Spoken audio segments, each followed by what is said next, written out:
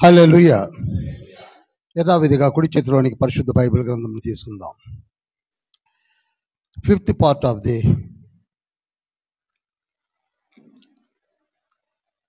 Book of acts, అపోస్తుల కార్యములు ధ్యానించబోతున్నాం. ప్రభువుని వేడుకుందాం. ప్రభువా, మీరు మాకు తోడై నీడై ఉండి మా మనోన్నతములు వెలిగించి దివ్యమైన జ్ఞానమును మీరు మాకు ప్రసాదించమని ప్రార్థిద్దాం. వాక్యమును యాకోబుకు తెలియచేసిన వాడని, వాక్యమును యాకోబుకు తెలియచేసిన వాడని, ఏ జనముకి లాగునా చేసి ఉండలేదని, దేవునికి స్తోత్రము గానము చేయుటయే మంచిది. మనమందరము స్తుతి గానము చేయుటయే మంచిది. మహోన్నతుల పరిశుద్ధుల పలుకుతండి మీ బంగారు పాదం చెంతకు పునరుద్ధాన దినమున సాయంకాలమున వచ్చి ఉన్నాం తండ్రి. అపోస్తుల కార్యముల 5వ భాగమును ధ్యానించడం కొరకే వచ్చి ఉన్నాం. ఇట్టి కార్యములు అన్నాడు జరిగించారు.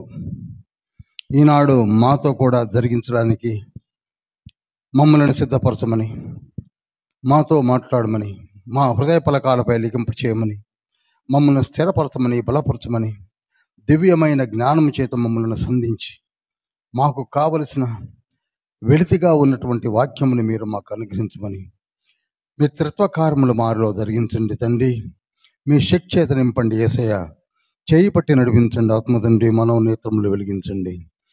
మేము రాబో దినముల్లో మీ సాక్షార్థమై మా కుటుంబాలతో సహా నిలబెట్టుకునే గొప్ప భాగ్యం మాకు ప్రసాదించమని యేసయ్య పరిశుద్ధ నామములలో అతి వినయంతో వేడుకుంటున్నాం పరమ తండ్రి. Amen, amen, amen.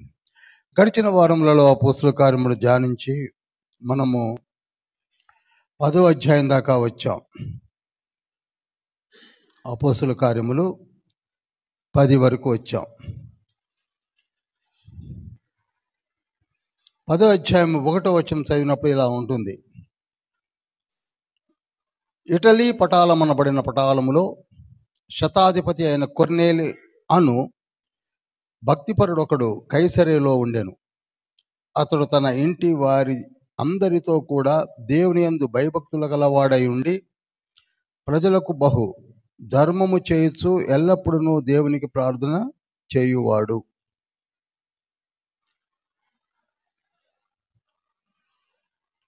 ఈ పుస్తకాన్ని ఎలా ధ్యానించవలసి ఉంటుందో నేను మీకు చెప్తున్నాను చూడండి. 28 సంవత్సరాల చరిత్రను 28 అధ్యాయాల్లో పొందుపరిచాడు వైద్యుడైన లూకా. ఒక అన్యుడు, గ్రీసు దేశస్థుడు. అతన్ని డాక్టర్ లూక్ అంటారు.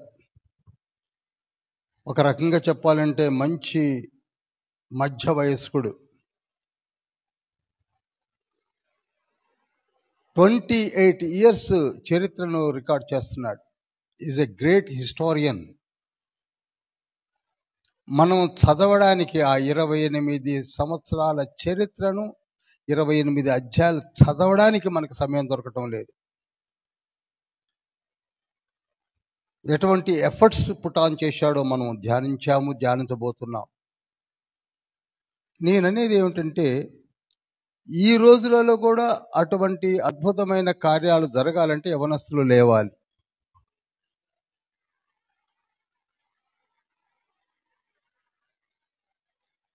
మనకు స్ఫూర్తిగా నిలబడిన పాత్రలు ఇవి.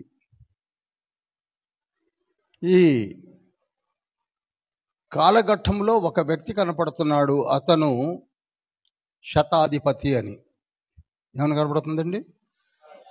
శతాధిపతి అనగా ఈజ్ అన్ ఆఫీసర్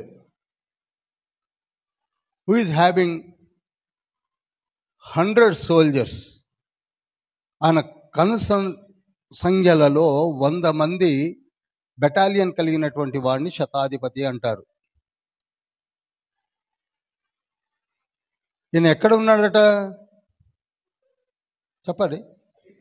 కైసర్లో ఉన్నాడు. ఇప్పుడు మనకి కైసర్ ఎక్కడుందో తెలియదు.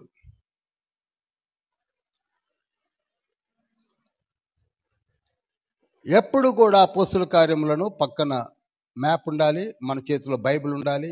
మనము చదవడం కాదు, మెడిటేట్ చేయాలి. మెయిన్గా ప్రీచర్స్ అవ్వాలనుకున్నవారు, బోధించాలనుకునేవారు, ఒక స్టేటస్లో ఒక స్ట్రేచర్లో వాడబడాలనుకునేవారు మాత్రము ఇంత కష్టపడాలి. కష్టపడాలి. ఎందుకనగా నీ ద్వారా నీకు దీవెనలు ఇస్తూ, మళ్ళీ చెప్తున్నాను, ఏదో నేను చదివేశాను చెప్పేస్తున్నానంటే, but in return you are getting blessings from the haven.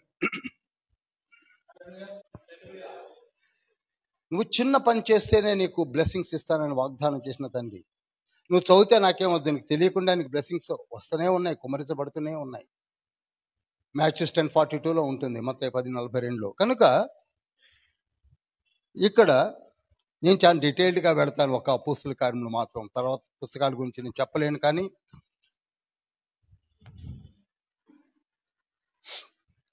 ఇవి కూడా తెలుసుకోకపోతే మనము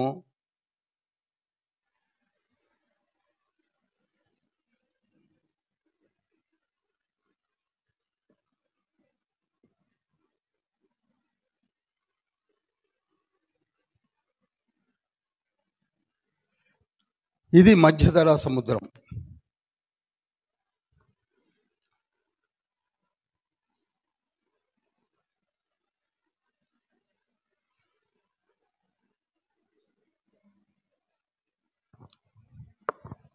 ఇది గాజా స్ట్రిప్ అంటాం.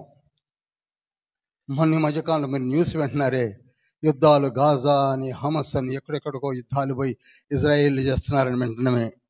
ఇదంతా తీర ప్రాంతం, ఇదంతా తీర ప్రాంతము. ఏమంటారండి దీన్ని? తీర ప్రాంతము. ఇలా యెరూషలేం ఉంటుంది.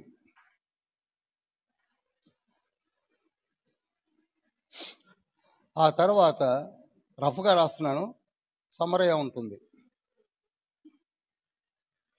ఆ తర్వాత గలిలయ ఉంటుంది. ఇలా పైకి వెళితే ఇక్కడ సిరియా ఉంటుంది.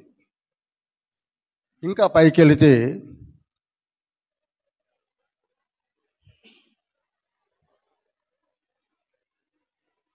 ఫిలిప్పుదైన కైసరియా ఉంటుంది. ఇది వేరు.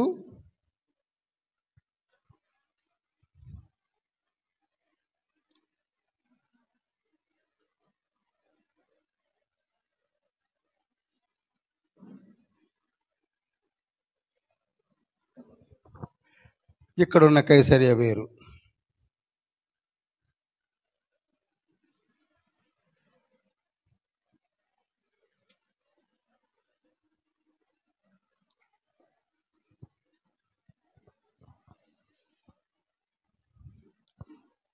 దీనికి దగ్గరలోనే ఆజోత్ ఉంటుంది.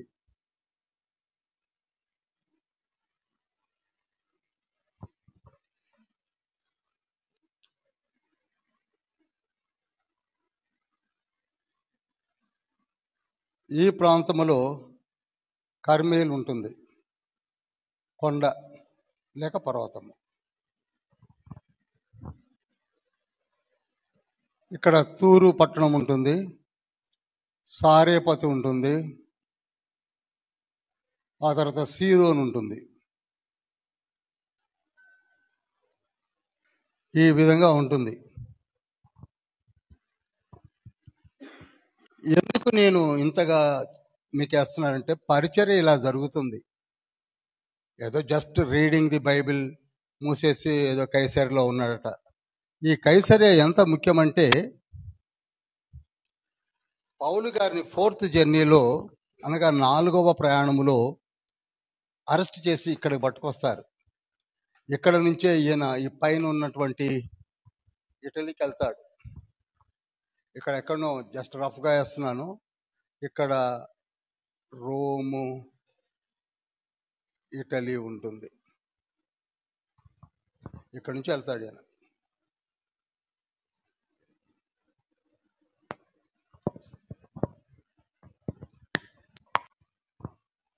ఒక మంచి బోధకుడు కావాలి, మంచి కమాండ్ కావాలంటే జస్ట్ రీడింగ్ సమ్ వర్సెస్, కొన్ని వాక్యాలు తీసుకొని వాటిని పట్టుకొని కూర్చోవడం మానేయండి. తప్పని అంట్లా, అది సెకండ్ డైమెన్షన్ వరకే పనిచేస్తుంది. ఫస్ట్ నుంచి దాటి సెకండ్లోకి వచ్చాము, మనం ఇప్పుడు థర్డ్లోకి వెళ్ళాలి. సెకండ్లో ఎంతకాలం కూర్చున్నా వీఆర్ నాట్ గెటింగ్ ఎనీథింగ్, అక్కడనే ఉంటాం. కనుక ఇప్పుడు ఇక్కడ ఉన్నాడు ఎవరు? కొర్నేలు ఇక్కడ ఉన్నాడు, ఈ కైసర్లో ఉన్నాడు. ఇక్కడనే ఈ 2 పట్టణాలు కూడా ఉన్నాయి.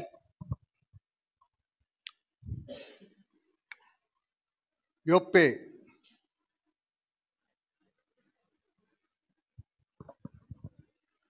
ఇక్కడ పేతురు ఉన్నాడు, ఇక్కడ ఉన్నాడు పేతురు.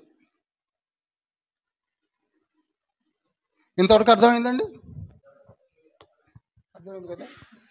ఇప్పుడు మనం మొదటి నుంచి 4 పార్ట్లు మనం చదివినప్పుడు యేసయ్య చెప్పాడు, ఇక్కడ ఉండి మీరు ప్రార్థన చేయండి, పరిశుద్ధాత్మను పొందుకుంటారు, పరిశుద్ధాత్మను పొందుకున్నాక మీ పరిచర్య మారిపోతుంది అన్నాడు.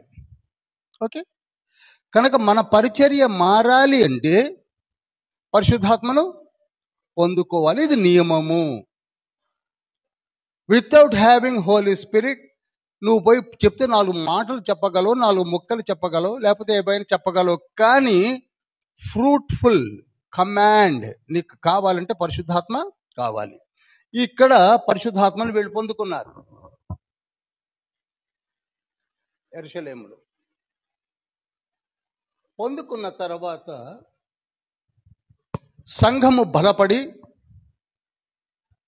2వ అధ్యాయము, 3వ అధ్యాయము, 4వ అధ్యాయంలో కూడా సంఘము బాగా బలపడింది. 5వ అధ్యాయంలోకి వచ్చేసరికి పేతురు బాగా బలపడ్డాడు. 4 మీటింగ్స్లో దగ్గరగా ఈ 8,000 మందిని రక్షించుకొని బ్యాప్టిజాలు ఇచ్చి బాగా బహు విస్తృతమైన సేవ చేస్తున్నాడు. ఎవరు? పేతురు. యెరూషలేములో సంఘం బలపడింది. ఎప్పుడైతే యెరూషలేములో స్టీఫెన్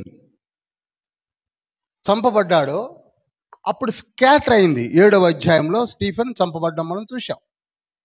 సంఘం ఏమైందండి? స్కాటర్, చెదిరిపోయింది. చెదిరిపోయినప్పుడు ఫిలిప్పు, మళ్ళీ అవన్నీ చెప్పడం దేనికని నేను సమయాన్ని పాటిస్తున్నాను.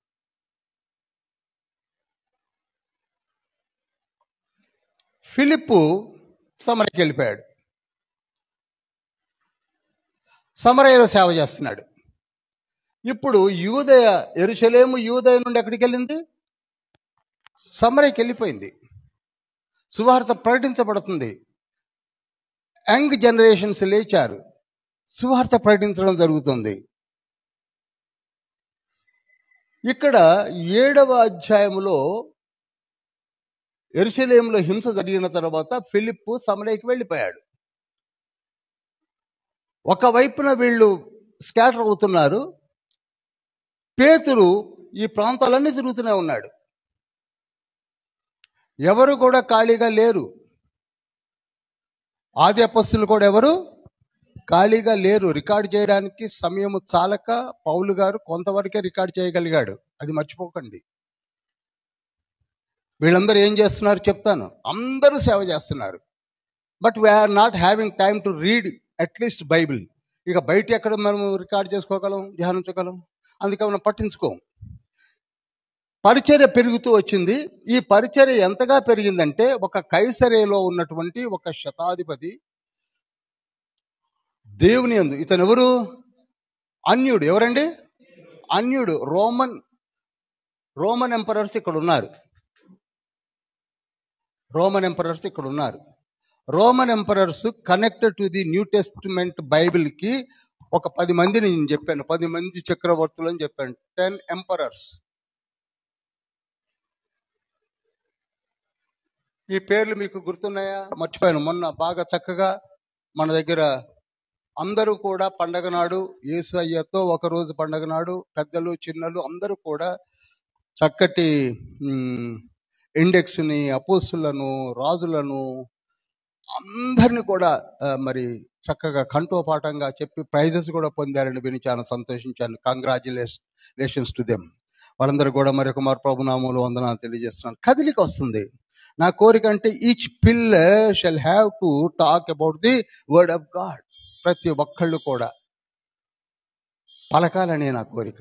అందుకు ఇంత కష్టపడి, ఎందుకంటే బైబిల్ స్టడీ అంటే అందుకు. ప్రతి పిల్లర్ ఈనాడు ఏ చర్చి కన్నా వెళ్ళి అపోస్తులను అడగండి చెప్పలేకపోవచ్చు, రాజులు అడగండి చెప్పలేకపోవచ్చు, న్యాయాధిపతులను అడగండి చెప్పలేకపోవచ్చు. కానీ మన దగ్గర పాపలు చెప్తున్నారు, పెద్దోళ్ళు కాదు పాపలు చెప్తున్నారు. చెప్పండి కొట్టండి. ఐ హర్డ్ అబౌట్ రంజిత, తర్వాత కృష్ణ గారి అబ్బాయి పేరు నాకు అంతగా గుర్తులేదు, ఆ బాబు గుక్క తిప్పుకోకుండా చెప్పడం జరిగిందని. ఇలా ఒక గొప్ప కార్యాలు జరుగుతున్నాయి. వారు అప్కమింగ్ ప్రీచర్స్. వారు ఇప్పుడే ఇలా ఉన్నారంటే ముందు ఎలా ఉంటారు? మీకు డేవిడ్ లివింగ్స్టన్ గురించి చెప్పాలి, కానీ ఇప్పుడు చెప్పడానికి సమయం లేక నేను ముందుకెళ్ళిపోతున్నాను. ఒకప్పుడు వాళ్ళు అలానే ఎదిగిన వాళ్ళు.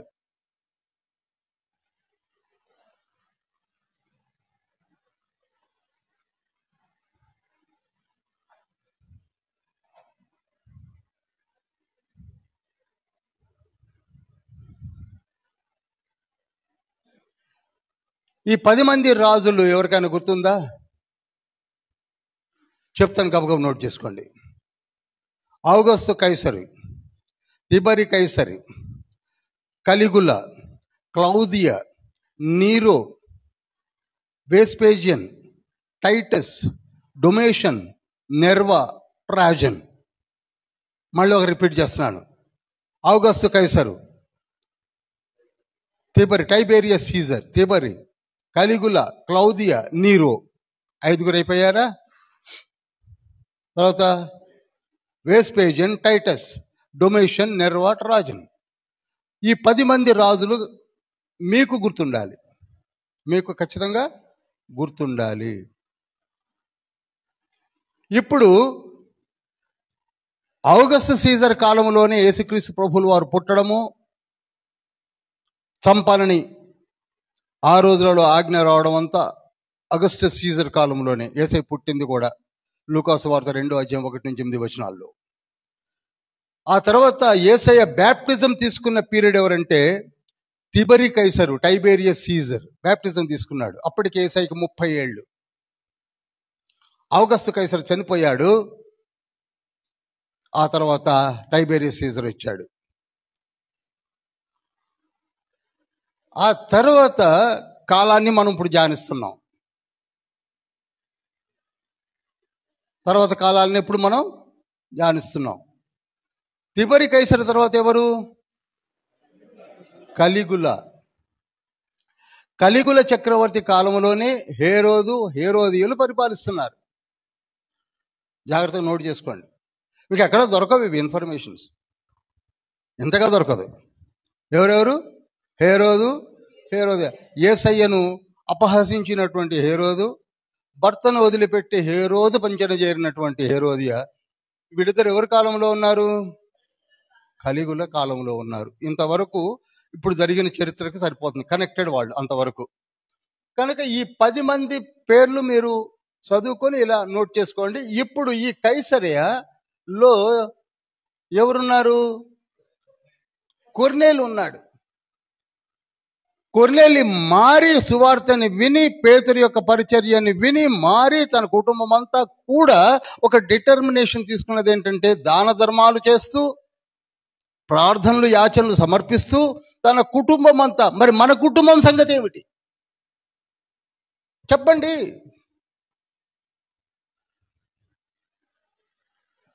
యెహోషువ గ్రంథం 24:15 యెహోషువ అంటున్నాడు, I have taken a decision, my family, నా కుటుంబము, మేము మాత్రము యెహోవా తండ్రినే.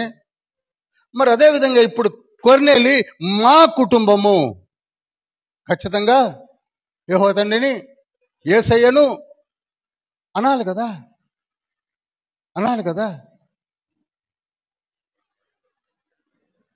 ఆ డెసిషన్ తీసుకోవాలి. కనుక ఇక్కడ కైసరేలో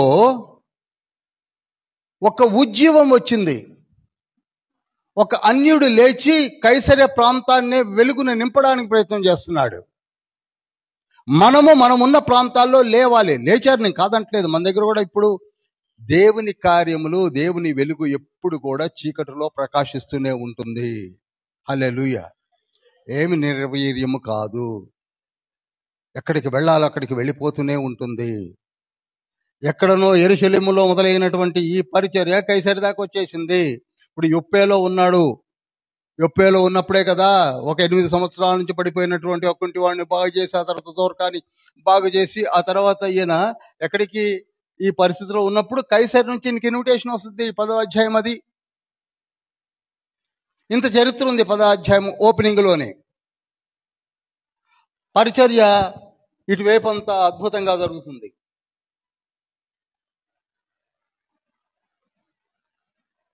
బై పీటర్.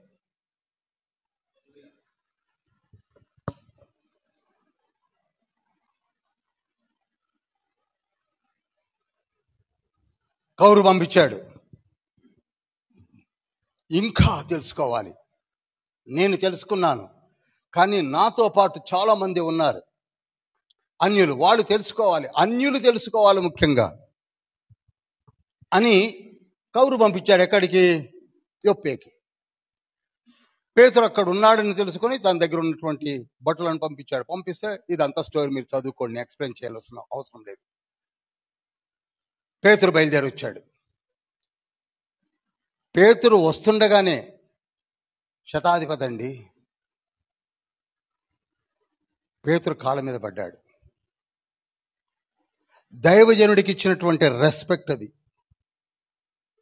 అపోస్తుడికి ఇచ్చినటువంటి రెస్పెక్ట్ అది, ఆయన ముఖములో ఉన్నటువంటి గ్లో అది, ఆయన ప్రసన్నత అంతగా కనపడుతుంది కొర్నేలికి. అప్పుడు పేతురు సున్నితంగా, వద్దు సుమా, నేను కూడా నీలాంటి దాసుడను మాత్రమే, మానవ మాత్రుడను మాత్రమే అని లేవనెత్తి చక్కటి విషయాలు చెప్తాడు. అవి ఎప్పుడు నోట్ చేసుకోవాల్సింది ఏమిటంటే, తండ్రి ఒకవైపు యెరూషలేము యూదయలో సువార్తను ప్రకటించిన తర్వాత ఆయన పక్షపాతి కాదు. కేవలం యూదులనే రక్షిస్తానని ఆయన ఏమీ పక్షపాతి కాదు. 10వ అధ్యాయం 34వ వచనం అనుకుంటా, చదవండి. దేవుడు పక్షపాతి కాడని నిజముగా గ్రహించి ఉన్నాను. ప్రతి జనములోనూ ఆయనకు భయపడి నీతిగా నడుచుకుని వారిని ఆయన అంగీకరించును. చాలండి. ఆయన పక్షపాతి కాదు. ఎవరైతే ఆయనకు భయపడి నీతిగా నడుచుకుంటారో వారందరినీ కూడా హక్కుని చేర్చుకునే తండ్రి ఆయన. ఈ మాటలు అనేక మార్లు పరిశుద్ధ గ్రంథంలో లిఖింపజేయడం జరిగింది. రోమీల రాసిన పత్రిక 2వ అధ్యాయం 11వ వచనంలో కూడా ఉంటుంది. ఆయన పక్షపాతి కాదు. మొదటి పేతురు పత్రిక 1వ అధ్యాయం 17వ వచనంలో కూడా ఉంటుంది. ఆయన పక్షపాతి కాదు. నేను ఎందుకు చెప్తున్నానంటే పక్షపాతి కాడు. Hour God is justified God. పక్షపాతి కాడు. నమ్మితే చాలు, విశ్వసిస్తే చాలు, వారికి ఏమిస్తాడట? ఏది ఇవ్వాలో అన్ని ఇచ్చేస్తాడు అని కైసరికి వచ్చినటువంటి పేతురు మొదలుపెట్టాడు మెసేజ్. మళ్ళీ ఓ మంచి మెసేజ్ ఇస్తున్నాడు. అందరు వింటున్నారు, మనలాగానే ఒక మందంతా. ఏమనుకుంటున్నారు యేసయ్య అంటే? ఏమనుకుంటున్నారు ఆయన యొక్క పరమ తండ్రి అంటే అని మొదలుపెట్టాడు. మొదలుపెట్టి 10వ అధ్యాయం 36వ వచనంలోకి వచ్చేసరికి ఆయన అందరికీ ప్రభువు అన్నాడు. హల్లెలూయా. ఆయన ఏదో ఒక యూదులకే ప్రభువు లేక ఒక జనాంగానికే ప్రభువు కాదు, ఆయన అందరికీ ప్రభువే. దేవుడు ఒక్కడే కనుక అందరికీ కూడా దేవుడు ఎవరండి? ఒకే దేవుడు. ఆ దేవుడే అందరికీ దేవుడు. రోమీలు రాసిన పత్రిక 3వ అధ్యాయం 29వ వచనంలో ఉంటుంది. అందరికీ ప్రభువైన యేసయ్య దగ్గరికి మీరు రావాలి. యేసయ్య అంటే ఏమనుకుంటున్నారో అని మళ్ళా 38వ వచనం కూడా చదవండి. అదేదనగా దేవుడు నజరేయుడైన యేసును పరిశుద్ధాత్మతోనూ శక్తితోనూ అభిషేకించిననున్నది. చాలండి. నేను ఎందుకు ఇస్తున్నానంటే జస్ట్ చదివిస్తాను, ఎందుకంటే మీరు రీకలెక్ట్ చేసుకుంటారు చదివిన దాన్ని అని. ఏమనుకుంటున్నారు యేసయ్య అంటే? Is anointed one, his name is Christ. అభిషక్తుడు, దేవుని ప్రతిరూపము, సర్వ సృష్టిని ఏర్పరిచిన వాడు, తరతమ భేదములు లేనివాడు. Is only one God in the heaven of heavens, is most incarnation of high God. అభిషేకముతో మన మధ్య చేసిన విషయాలన్నిటినీ నేను మీకు వివరిస్తానని మొదలుపెట్టాడు పేతురు. ఇది పరిచర్య సువార్తలో భాగము. ఈనాడు మనలో కూడా బయటికి వెళ్ళినప్పుడు చెప్పవలసిన విషయాలు ఇవి. ఈ బోధ విన్న వారందరూ కూడా ఏమయ్యారంటే, అసలు యేసయ్యను గురించి తెలుసుకొని, పరిశుద్ధాత్మను గురించి తెలుసుకొని, పరిశుద్ధాత్మను అనుగ్రహించేది యేసయ్యే అని తెలుసుకొని, వారు వింటుండగానే వారి హృదయముల్లో ఒక పరివర్తనం రావడం మొదలైంది. పరివర్తనము ఎప్పుడైతే రావడం మొదలైందో విశ్వాసము ప్రబలడం మొదలైంది. విశ్వాసం ఎప్పుడైతే ప్రబలుతూ ఉందో పరిశుద్ధాత్మ వారిపై కుమ్మరింపబడడం జరిగింది. అపోస్తుల కార్యములు 10వ అధ్యాయం 44, 45, 46 వచనాలు చదివినప్పుడు పేతురు ఈ మాటలు ఇంకా చెప్పుచుండగా అతని బోధ విన్న వారందరి మీదికి పరిశుద్ధాత్మ దిగెను. సున్నతి పొందిన వారిలో పేతురుతో కూడా వచ్చిన విశ్వాసులందరూ పరిశుద్ధాత్మ వరము అన్ని జనుల మీద సైతం కుమ్మరింపబడుట చూచి విభ్రాంతి నొందిరి. చాలండి. పేతురికి అర్థం కావట్లేదు. జాగ్రత్తగా వినండి. పరిశుద్ధాత్మ కుమ్మరింపు ఎలా ఉంటుందండి? మనలో చాలా మందికి ఆ డౌట్ ఉంది. That I know. ఒకప్పుడు నాకు ఉండే 1998లో పొందుకునేంత వరకు డౌట్ ఉంటుంది, ఉండాలి కూడా. పేతురుకు కూడా అపోస్తుల కార్యములు 2వ అధ్యాయం 1 నుంచి 10 వచనాల్లో జరిగినటువంటి సంభవము ఆయన మనసులో ఎక్కడి నుంచి ఎలా వచ్చి మనపై కుమ్మరించబడి అన్య భాషలో మాట్లాడటం జరిగిందని ఆయన మైండ్ నిండా ఒక క్వశ్చన్ మార్క్ ఉంది. ఎవరికి? పేతురికి. అది అనుభవం ఇప్పుడు చూస్తున్నాడు.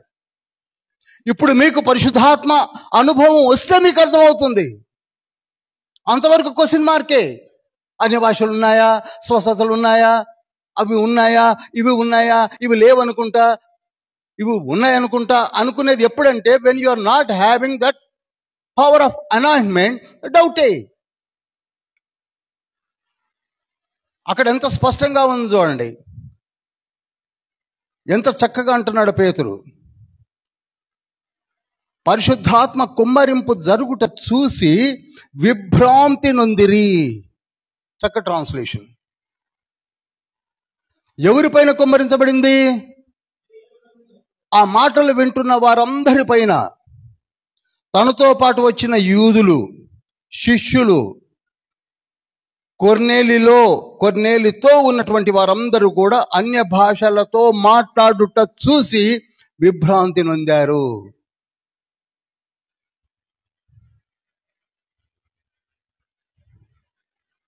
ఒకంత ఆశ్చర్యపోయింది. ఎవరు అనుకుంటున్నారు?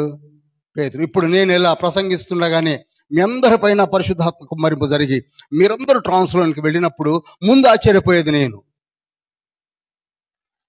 మీరు అనుకుంటున్నారు పెద్ద పెద్ద దైవజనులు, మొన్ననే క్రిస్ గారిది చూశారు మీరు, బెన్హిన్ గారిది, క్యాథరిన్ కుల్మన్ గారిది, వీళ్ళందరూ ప్రసంగం చేస్తుండగానే కుమ్మరించబడి ఆత్మ ప్రేరణను చూసిన వారందరికీ వీరికి అర్థం కాదు, వారికి అర్థం కాదు. ఎవరికి అర్థమవుతుంది?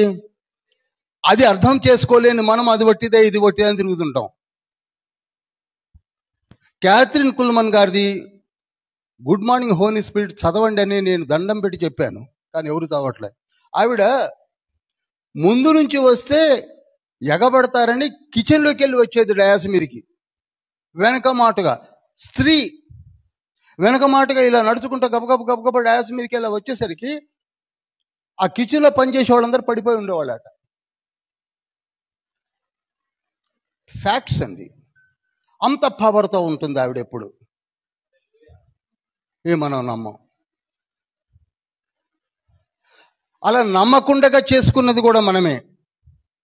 దానికి కారణాలు ఇప్పుడు నేను చెప్పను, కానీ బుట్టివాళ్ళు గట్టివాళ్ళుగా చెప్పుకొని అసలు ఏమీ లేనివాడు చెప్పడం వల్ల వచ్చిన ప్రాబ్లం ఇదంతా. గళతీయులు రాసిన పత్రిక 6వ అధ్యాయం 3వ వచనంలో ఉంటుంది. వాడు ఉట్టివాడై ఉండి నేను గట్టివాడని చెప్పడం మొదలు పెడతాడు. నేను అది చేస్తే అది అయిపోయింది బ్రదర్, ఇది చేస్తే ఇది అయిపోయింది బ్రదర్, అక్కడ అది అయిపోయింది బ్రదర్, ఇక్కడ ఏమీ అవ్వలేదు బ్రదర్.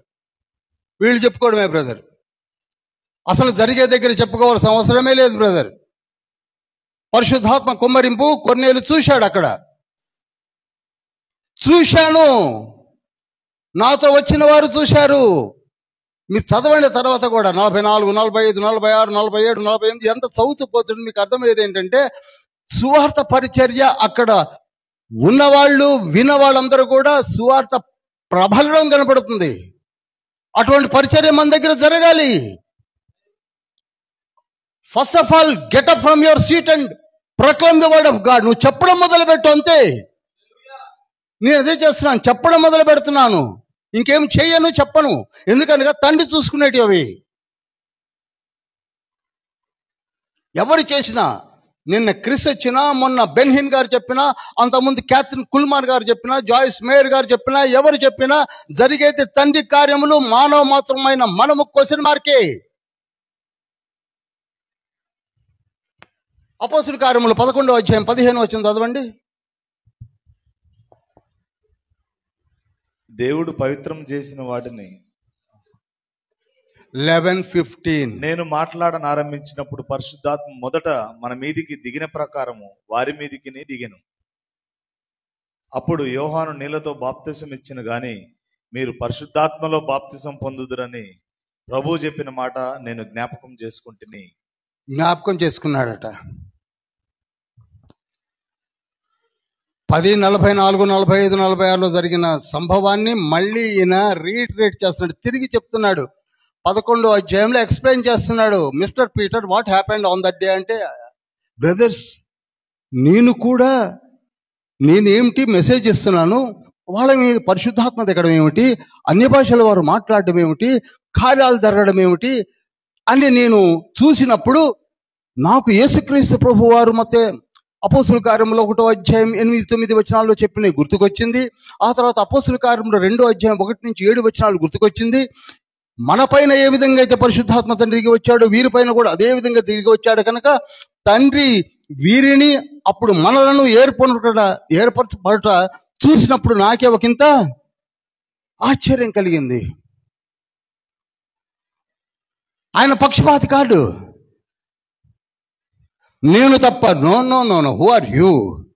తండ్రి నిన్ను ఏర్పరచుకుంటాడు, నిన్ను ఏర్పరచుకుంటాడు, నిన్ను ఏర్పరచుకుంటాడు, నిన్ను ఏర్పరచుకుంటాడు. ఏర్పరచుకునేది తండ్రి, ఖచ్చితంగా ఏర్పరచుకుంటాడు.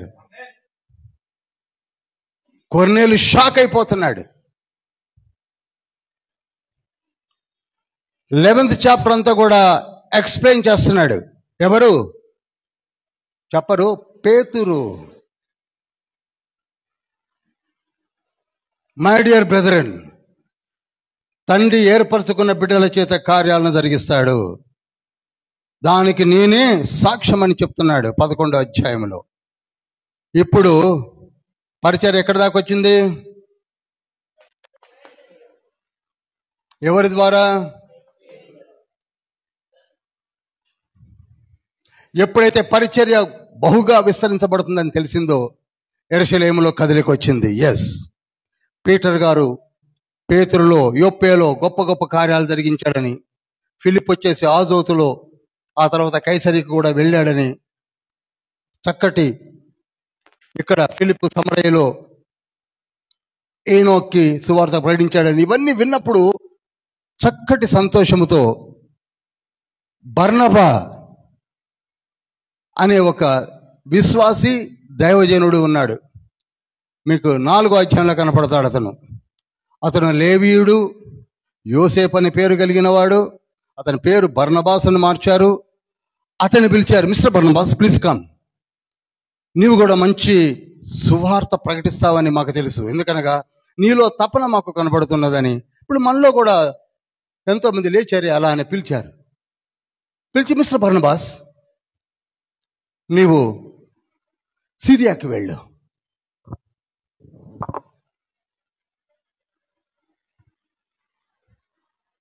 ఎక్కడ పంపించారండి? పోయింది ఎవరు చెప్పాలండి? బర్నబాని. బర్నబాకి ఎంత ఫెయిత్ ఉందో, ఎంత సువార్త ప్రకటించాలన్న ఆశ ఉందో, ఒకవైపు తనకంటే ఒక మంచి క్యాలిబర్ పర్సన్ ఉన్నాడు, అతని పేరు పౌలు అన్న సంగతి బర్నబాస్కి బాగా తెలుసు. నేను వెడతాను, నాతో పాటు ఎవరిని తీసుకెళ్తాను? పౌలుని తీసుకెళ్తాను అని బర్నబా డైరెక్ట్గా సిరియాకి వెళ్ళకుండా ఇక్కడ తార్స్ ఉంటుంది, ఇది పౌలు గారి నేటివ్ ప్లేస్. ఇది ఈయన తార్స్కి వెళ్ళి పౌలు గారిని పట్టుకొని సిరియాకి వచ్చాడు. ఈ రోజుల్లో మనలో ఉన్నారండి అట్లాంటి చెప్పండి, గుండె మీద చేసుకొని చెప్పుకుందాం, వాడికి ఏమొస్తుంది? వాడిని తీసుకెళ్తే నా పరపతి ఏమవ్వాలి, నా ఎస్టాబ్లిష్మెంట్ ఏం కావాలి, నా రెప్యుటేషన్ ఏం కావాలి, నేను గొప్ప దేవజనుడి కదా, నాకు బాగా తెలుసు కదా అనుకోలేదు ఎవరు? బర్నబాస్ అనుకోలేదు. ఇక్కడ మనము గుర్తించాలి, ఎదుటి వారిలో ఉన్న స్కిల్ని గుర్తించాలి. అది గుర్తించింది ఎవరు? పౌలు దగ్గర పరిగెత్తాడు. పౌలు అన్న brother Paul, let us go to యాంటియోక్.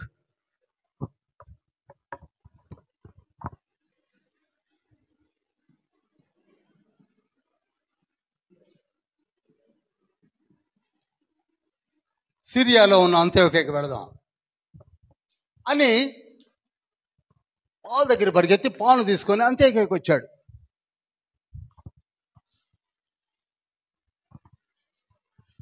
మరలా చెప్తున్నానండి, మనలో జ్ఞానాన్ని ఇచ్చేది ఎవరు?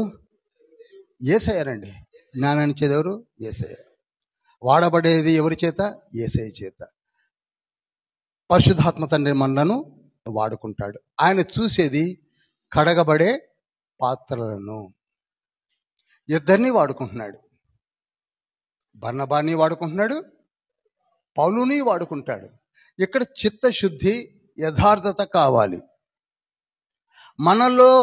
మీరు ఇప్పుడు ఓపెన్ చేసి చూస్తే ఒక దైవజనుడు ఇంకొక దైవజనుడి క్రిటిసిజం తప్ప, వాడికి ఏమి రాదని ఈయనకి ఏమి రాదని ఆయన, వాడిద్దరికి ఏమి రాదని ఇంకోడు, వీళ్ళు ముగ్గురికి అంతకంటే తెలివి లేదని ఇంకొకళ్ళు, ఇంతే తప్ప మనము యేసయ్యను గురించి చెప్పడానికి ప్రయత్నం చేద్దాము, నేర్చుకుందామనే ఆలోచన ఎవరికి? ఏమి యుగోస్ అండి. ట్రినిటీని చెప్పగలరా? నేను 5 క్వశ్చన్స్ వేస్తాను, చెప్పండి సమాధానం. ఇంపాసిబుల్. నాకు 27 years పట్టింది ట్రినిటీ గురించి ఒక ఔపాసనం చేయడానికి. 4 సంవత్సరాలకు 5 సంవత్సరాలకు అంతే. ఏంటంతే? నో.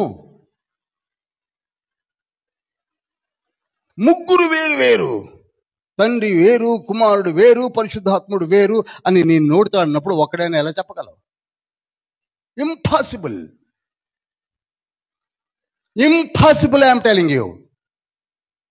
ఈయన కాదు, ఆయన కాదు, ఆయన కాదు, ముగ్గురు వేరు. ఓకే, మరి ఒక్కడైనా ఎట్లా అంటావు? No answer. ఎందుకండి? Try to learn something from the intellectuals. ప్రార్థించండి.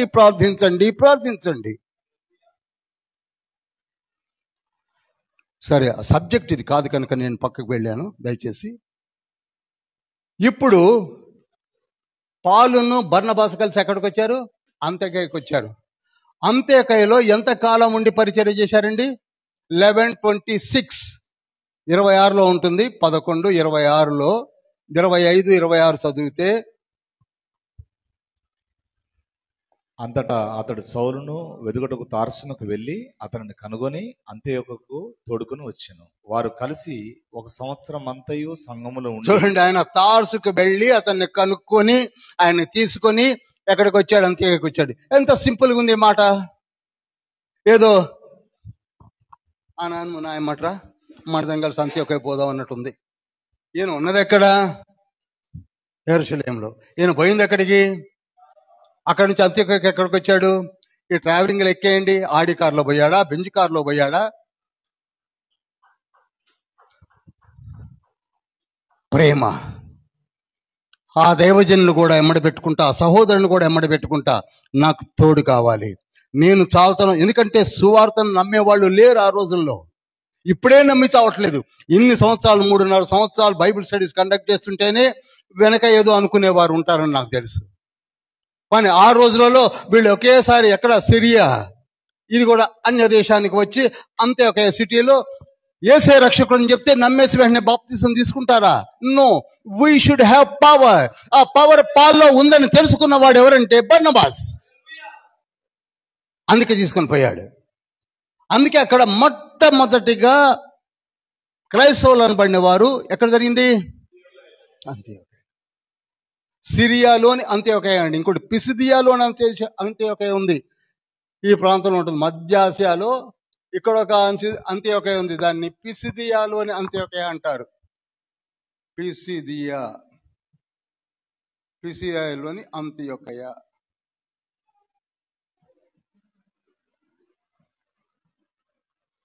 ఇది కాదు, ఇది. పౌలు గారు ఇక్కడ కూడా వెళ్తారండి. 14వ అధ్యాయంలో వెళ్తాడు. ఇప్పుడు మనం ఏ అధ్యాయంలో ఉన్నాం? 11లో ఉన్నాం. ఆ తర్వాత వెళ్ళేది అక్కడికే.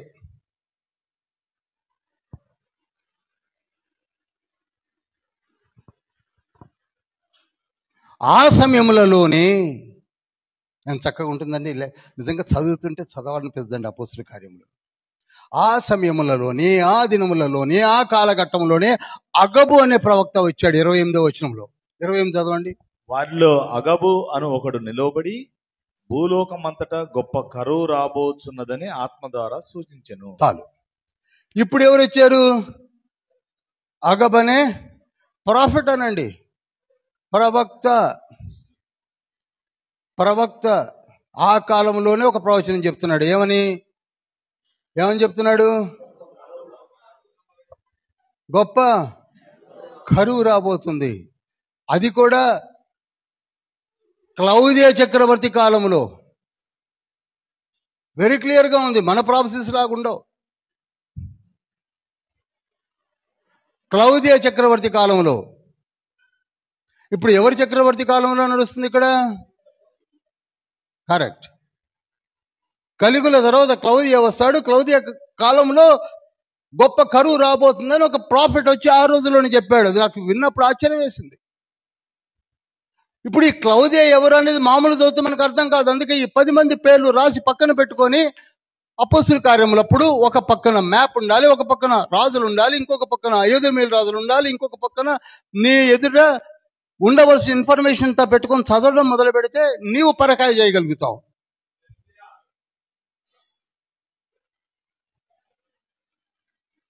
గొప్ప పరిచర్య ఆరంభమైపోయింది.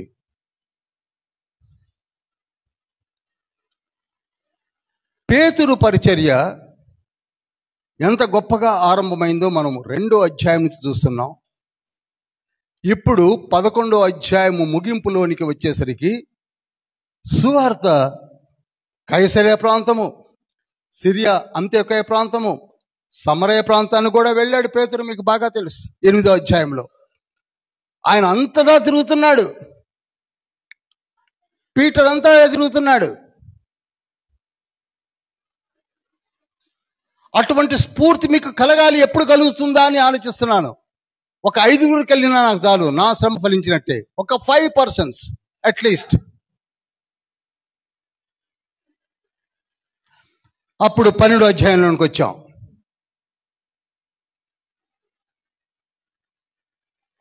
పన్నెండో అధ్యాయం చదువుతారా?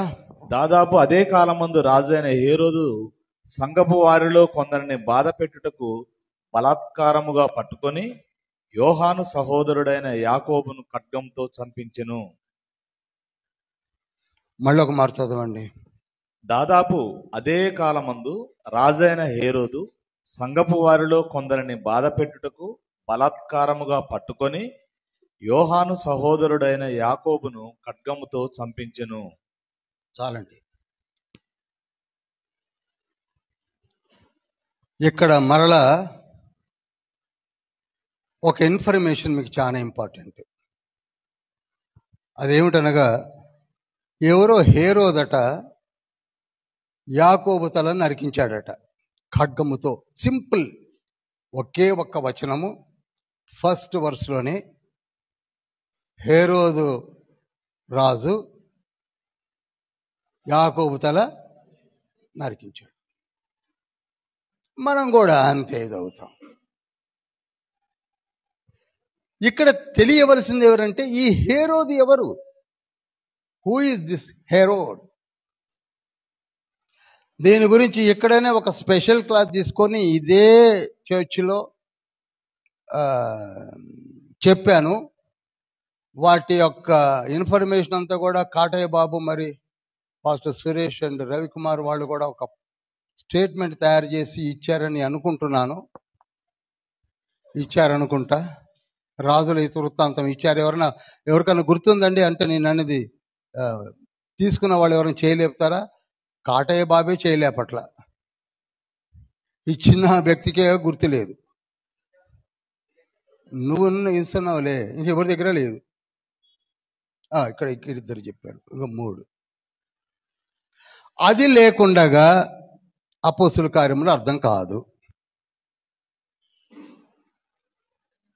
ఇప్పుడు వీక్షకులకు తెలియదు పాపం. ఇక్కడ ఉన్న మనం అంటే మళ్ళీ కలెక్ట్ చేసుకుంటాం. ఎవరి దగ్గర? రవి దగ్గరను, కాటయ్య బాబు గారి దగ్గర, పాస్టర్ సురేష్ గారి దగ్గరను. ఇది చాలా ఇంపార్టెంట్. ఈ హేరోదు సామంతరాజు. ఇతను ఎవరండి? సామంతరాజు. ఆ రోజులలో చక్రవర్తులు ఎవరంటే రోమన్ ఎంపరర్స్ని కైసరు అని తెలుగులో, సీజర్ అని ఇంగ్లీష్లో పిలవడం జరిగింది. వారి అండర్లో పనిచేస్తున్నటువంటి సామంతరాజులు కొందరు ఉన్నారు. ఆ గవర్నమెంట్ అండర్లో పనిచేస్తున్నటువంటి గవర్నర్స్ కొందరున్నారు. ఆ గవర్నర్స్లో ఫెలెక్స్ అని, ఫేస్త్ అని, కలిగులా అని, కలిగులా అంటున్నాను, పైలట్ అని, వీళ్ళందరూ కూడా గవర్నర్స్. అనగా ఆ స్టేట్కి అతను గవర్నర్, సోల్ ఇన్ఛార్జ్. వీరి అండర్లో ఆ స్టేట్ అంతా ఉంటుంది. వారి డెసిషన్స్ మీద ఆధారపడి రాజ్యపాలన జరుగుతూ ఉంటుంది. They are answerable to the Rome. చక్రవర్తికి, సీజర్కి ఆన్సరబుల్ వాళ్ళు. ఇప్పుడు ఈ సామంతరాజులైనటువంటి హేరోదు ఏదోమీయుడు. ఎవరండి? ఏదోమీయుడు అనగా ఏషావు సంతతి వాడు. యాకోబు ఏషావులు ఉన్నారు కదా, అర్థమవుతుంది అందరికీ. ఆ ఏషావు సంతతి వాడు ఈ హేరోదు వంశము. ఎందుకో ఏమో తెలియదు కానీ పామును చూస్తే ముంగీసకు కోపమో, ముంగీసను చూస్తే పాముకు భయమో నాకు తెలియదు కానీ ఈ ఏదోమీయులకు యూదులంటే చచ్చేంత రాగద్వేషాలు ఉన్నాయి. యూదులను సహించేవారు కాదు. ఎవరు? ఏదోమీయులు. అందుకే ఓబద్య గ్రంథాన్నే తండ్రి లిఖింపజేశాడు. పాత నిబంధనలో ఓబద్య గ్రంథాన్ని బాగా చదివితే నేను చెప్పాను. ఆ ఓబద్య గ్రంథములో తండ్రి ఇవ్వవలసిన అల్టిమేటమ్స్ అన్ని ఇచ్చాడు. రాబో దినాల్లో నీకు సెంటు భూమి, సెంట్ ఎందుకు, ఎంఎం భూమి కూడా దొరకదన్నాడు. ఎందుకని అంటే నీవు నీ సొంత సహోదరుని యొక్క జనరేషన్స్ని అసహించుకుంటున్నారు అని. ఇప్పుడు చూడండి, ఒక సింపుల్ చెప్తాను, గబగబా నోట్ చేసేసుకోండి, ఆ తర్వాత కెమెరాలో రికార్డ్ అవుతుంది కనుక. ఇది చూడండి, ఫస్ట్ ఏదో మీడు కదా, ఏదో ఎవరైనా రాయగలిగితే బాగుంటుందేమో. ఏదో మీడు ఎవరనగా యాంటిపేటర్.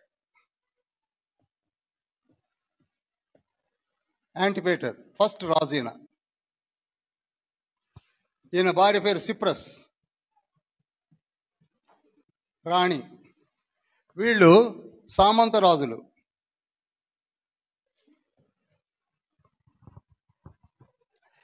ఈయనకు ఒక కొడుకు పుట్టాడు, అతని పేరు అంతిప హేరోదు.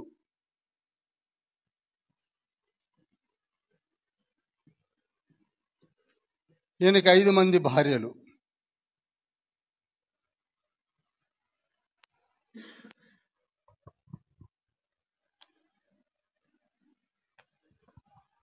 అర్థమైందండి? కొంచెం రెస్పాండ్ అవుతూ ఉండండి. లాస్ట్ టైం చెప్పాను, ఇలా ఎన్ని సంవత్సరాలు చెప్పుకుంటూ కూర్చుంటాం మనం. ఒక్కసారి దీన్ని బాగా ప్రాక్టీస్ చేయండి. మీరు చేసినట్టుగా మళ్ళీ దీన్ని కూడా చేయండి. చేస్తే లైఫ్ లాంగ్ మీరు ఇక ముందు ఎంతో మందికి చెప్పాలండి ఇవన్నీ. ఏవో ఒక ముక్క గుంజుకొని పోయి చెప్పుకొని వాదించుకొని పట్ల చింపుకోవడం కాదండి, వాటి వల్ల ఏం రాదు. ఈ అంతిప హేరోదే యేసయ్య పుట్టినప్పుడు ఉన్న రాజు.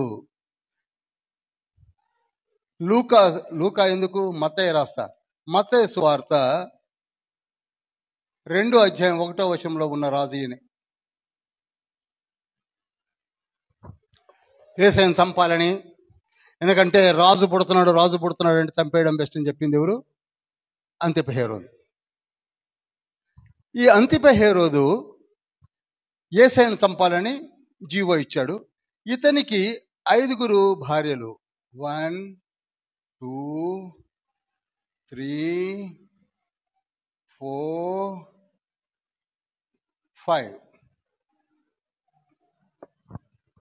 5. అయితే వినండి, మీకు కొందరు గుర్తుంది, దయచేసి చాలా థ్యాంక్స్. గుర్తు లేనివాడు జాగ్రత్తగా డిస్టర్బ్ కాకుండా వినండి. ఈయన చనిపోతాడు, ఈ ఆజ్ఞ పాసాన్ చేస్తాడు. 2వ అధ్యాయం 1వ వచనము, తర్వాత 16, 17 వచనాలు కూడా చదివితే ఇక్కడ గొప్ప రోదన కూడా వినపడిందని ఉంటుంది. చంపేయడం జరిగింది. ఆ తర్వాత ఇతను కూడా చనిపోతాడు.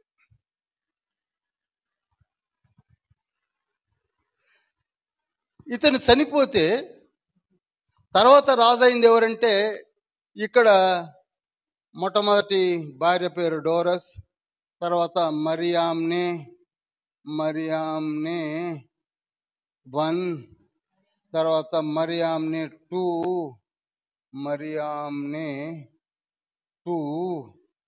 తర్వాత మల్తాకే, తర్వాత క్లియో పాత్ర. ఈవిడ యెరూషలేం స్త్రీని చేసుకున్నాడు. అయితే ఈ హేరోదు చనిపోయిన తర్వాత ఈ మల్తాకేకి 2 పిల్లలు పుట్టారు. ఒక అతని పేరు అర్కేలాయి, ఇంకొక అతని పేరు అంతిప హేరోదు.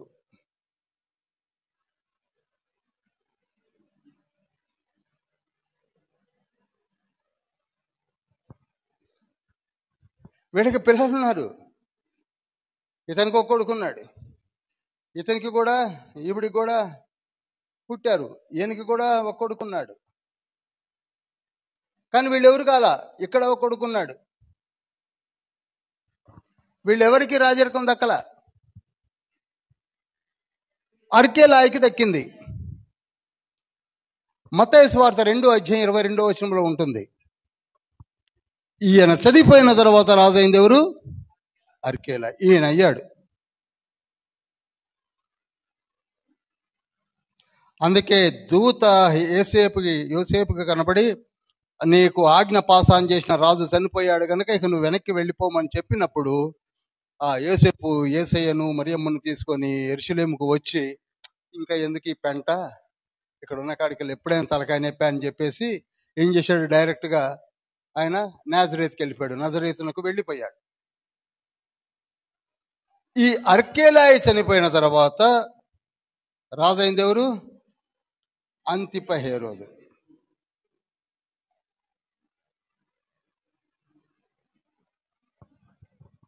అర్థమైందండి? జాగ్రత్తగా నోట్ చేసుకోండి. ఈ అంతిప హేరోదు రాజు అయ్యాడు. సామంత రాజులే, అక్కడికి అలా ఉంచుదాం. ఈ డోరస్ మొట్టమొదటి వైఫ్కి ఒక కొడుకు పుడితే యాంటీపేటర్ అని పెట్టారు. యాంటీపేటర్ ఎందుకంటే ఈ తాత పేరు పట్టుకొచ్చి పెట్టుకున్నారు, తప్పేం లేదు. కానీ ఈయనకి రాజరికము లేదు. లేదంటే రాజరికం లేదని అర్థం. ఆ తర్వాత మరియామ్ని వన్, ఈవిడెవరంటే మక్కాబీల రాజైన అలెగ్జాండర్ కుమార్తె. ఇది చాలా ఇంపార్టెంట్. ఈవిడ ఒక రాకుమారి. మక్కాబీల రాణి, రాకుమారి మక్కాబీయులు. ఈవిడ తండ్రి పేరు అలెగ్జాండర్.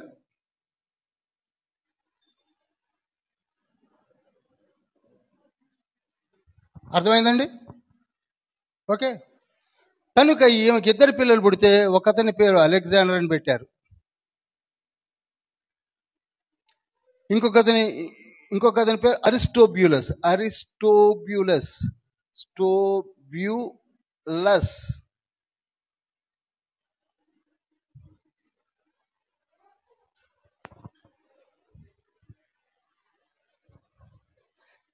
ఈ అంతిప హేరోదికి రాజరికం పోతే ఒప్పుకోడండి.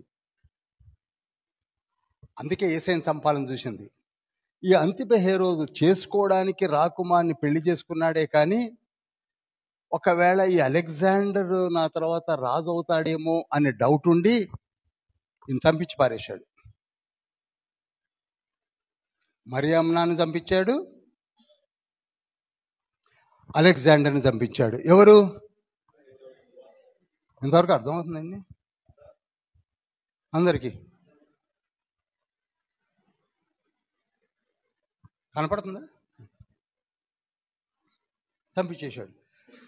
పవర్ కోసం ఏ గడ్డాన్ని కరుస్తారండి. సొంత భార్యను చంపుకుంటారా? కొడుకుని చంపుకుంటారా? అంటే ఈ రోజుల్లో పేపర్లో కనపడుతున్నాయి అనుకోండి. నాన్నే భ్రష్టత్వము సంభవించి అని 2వ తిమోతి పత్రిక మనకు కనపడుతుంది కదా, స్పష్టంగా రాయడం చూడలేదా మీరు? 2వ తిమోతి పత్రిక 3వ అధ్యాయం 1వ వచనంలో అంత్య దినములో అపాయకరమైన కాలములు వచ్చునని మీరు ఎరుగుదురు. ఎవరంటే మనమే. స్వార్థ ప్రియులు, బింకములు ఆడువారు, అజితేంద్రియులు, తెలియదు. వద్దులే, అటు పోవద్దు. ఈ అరిస్టోబ్యూలస్ ఉన్నాడు. ఇది చాలా సౌమ్యుడు. ఇతనికి ఇద్దరు పిల్లలు పుట్టారు. ఒక పిల్లవాని పేరు అగ్రిప్ప 1.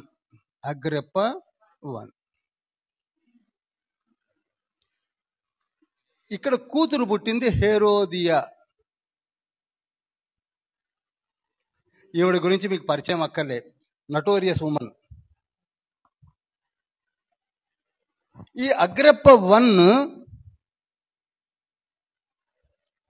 ఇప్పుడు మనం చదివింది ఏనేనండి. అపోస్తుల కార్యములు 12వ అధ్యాయం 1వ వచనంలో ఉన్నది ఈయన. రాయండి. అపోస్తులు 12:1. ఈ అంతిప అంటున్నాను. అగ్రిప్ప 1 అనే సామంతరాజు యాకోబు తల నరికించింది ఎవరు? ఈయన.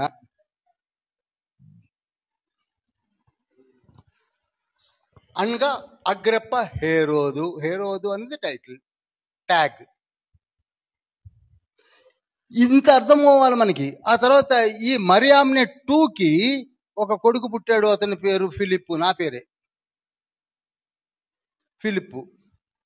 ఈవిడను ఈయన పెళ్లి చేసుకున్నాడు, ఫిలిప్పు హేరోదియా. వీళ్ళిద్దరికి కలిపి ఒక కూతురు పుట్టింది, సలోమేయి. మార్కు సువార్తలో నాట్యవాడిని చూశారా సుందరంగా, జన్మదిన సందర్భంగా. ఈ ఈ అంతిప హేరోదు ముందు. వినండి, ఈ ఫిలిప్పుని చేసుకున్న హేరోదియా సలోము పుట్టిన తర్వాత ఈమె కన్నల్లా రాజరికం మీద ఉంది కానీ భర్త మీద లేదు. ఈ అర్కేలాయ తర్వాత ఈయన రాజు అయ్యేసరికి ఇతను వదిలిపెట్టి కూతును కూడా రెడీమేడ్ డాక్టర్ని తీసుకొని ఇక్కడికి వచ్చిందండి.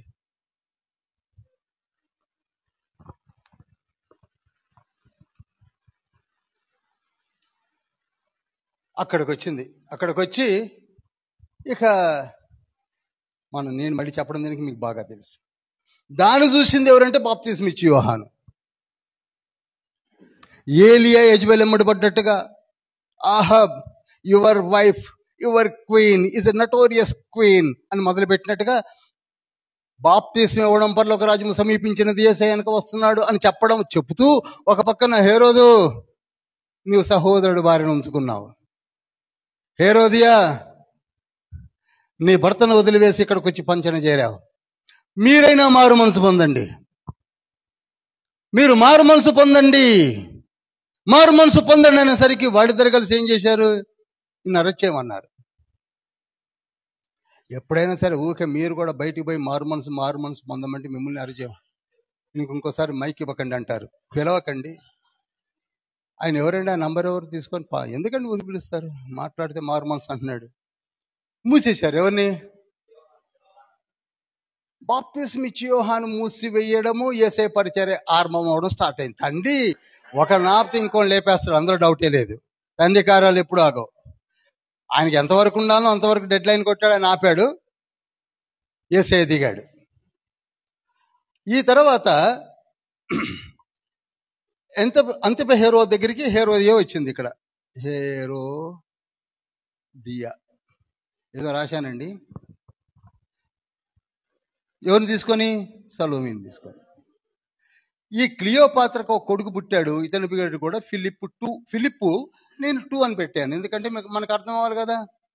ఈయనేమో ఫిలిప్పు 1. ఈయన ఎవరండి? ఈయన ఎక్కడున్నాడంటే లూకాసు వార్త 3:1 ఉన్నాడు. ఎక్కడున్నాడు? తిబరి కైసరు ఏలుబడిలో 15వ సంవత్సరం పొంతు పిలాతు అధిపతిగా ఉన్నప్పుడు, హేరోదు చతుర్థాధిపతిగా గల్లీకి ఉన్నప్పుడు, ఇతూరియా త్రకోనీతి దేశంలోకి ఈయన చతుర్థాధిపతిగా ఉన్నప్పుడు, ఎవరు? ఫిలిప్పు. ఇతూరియా త్రకోనీతి దేశంలో ఎక్కడుంటాయంటే టాప్ లో ఉంటాయి. కైసరియా, ఫిలిప్పుదైన కైసరియా పైన ఉంటుంది. అబిలేనే దేశంలో లుసానియా అధిపతిగా ఉన్న దినములలో ఉన్నాడు ఈ ఫిలిప్పు. కనుక లూకా 3:1. ఇదే టైంలో యేసయ్య వచ్చి బ్యాప్టిజం తీసుకున్నాడు. Okay, I think it's very clear. ఇకపోతే ఈ అగ్రిప్ప 1కి పిల్లలు పుట్టారు. ఒకతను అగ్రిప్ప 2 ద్రుసిల్లా డాటర్ డి అని పెడుతున్నా. ద్రుసిల్లా తర్వాత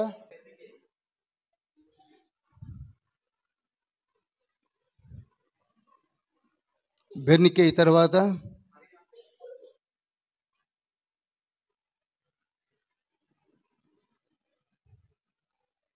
మరియామ్ని.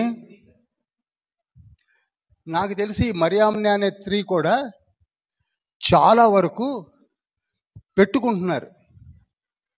మరియా అనే పేరు ఎలా ఉందో చూడండి. ఇక్కడనే మరియామ్నే 1, మరియామ్నే 2, మరియామ్నే 3 ఆ రోజుల్లో ఫేమస్ నేమ్ అయి ఉంటుంది. అదేవిధంగా ఫిలిప్పు, ఇక్కడ ఫిలిప్పు 1, ఫిలిప్పు 2. ఈ పేర్లు ఎందుకు రిపీట్ అవుతున్నాయంటే ఆ రోజుల్లో ఫేమస్ రోజు. ఈ రోజుల్లో కూడా చూడండి, సురేష్లు చాలా మంది ఉంటారు, సందీపులు, ఫిలిప్పులు, మత్తయ్యలు. ఈ పేర్లు ఎలాగో ఎక్కువగా ఉంటాయో అలానే ఆ రోజులలో ఈ పేర్లు ఎక్కువగా ఉన్నాయి. ఇప్పుడు ఈ అగ్రిప్ప ఎక్కడ కనపడతారంటే అపోస్తుల కార్యములు 26వ అధ్యాయము 1వ వచనములో పాల్ అంటాడు, అగ్రిప్ప రాజా అంటాడు. అక్కడ ఏమంటున్నాడు? 26:1 ఒక్కసారి చదువుతారా? అగ్రిప్ప పౌలును చూచి చాలండి. అగ్రప్ప పౌలుని చూసి ఇకనికి టైం ఇస్తున్నాను చెప్పమన్నప్పుడు అగ్రప్ప రాజా అంటున్నాడు. నిజానికి ఇతను కూడా హేరోదే సామంత రాజు. ఈ అగ్రప్ప బని యొక్క కుమారుడు. ఈయన చెల్లెలే ద్రుసిల్లా, ఈయన చెల్లెలే బెర్నికేయి, ఈయన చెల్లెలే మరియామ్నత్రి. ఈ ద్రుసిల్లా ఫెలెక్స్ని పెళ్లి చేసుకుంది.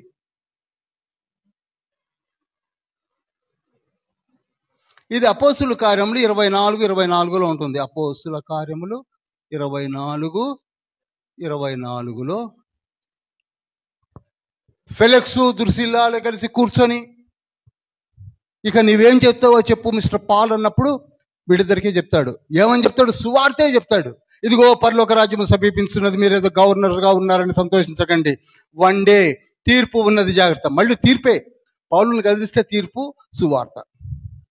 ఏమాత్రం భయపడ్డు. పౌలు ఏం చెప్తాడండి ఎప్పుడు? ఎందుకని చెప్పగలరా? ఎందుకని? అతనికి అపోస్తుల కార్యములు 9:15 ఒక ప్రాఫెసీ ఉంది. నీవు యూదుల ఎదుటను, అన్యజనుల ఎదుటను, రాజుల ఎదుటను, అధికారుల ఎదుటను నాకు సాక్షార్థమై ఉంటావని. అందుకే ఏ రాజు అయితే ఆయన ఏ భయం లేదు. ఎస్, ఫెలెక్స్, మిస్టర్ ఫెలెక్స్ మారు మనసు పొందండి అని చెప్పాడు 24:24లో. ఈ బెర్నికే దగ్గరికి వచ్చేసరికి అపోస్తుల కార్యములు 25:13. కొన్ని దినములైన తర్వాత రాజైన అగ్రిప్పయు 25:13 చదవండి. కొన్ని దినములైన తర్వాత రాజైన అగ్రిప్పయు బెర్నికేయు ఫేస్తు దర్శనము చేసుకున్నట్టుకు కైసరకు వచ్చిరి.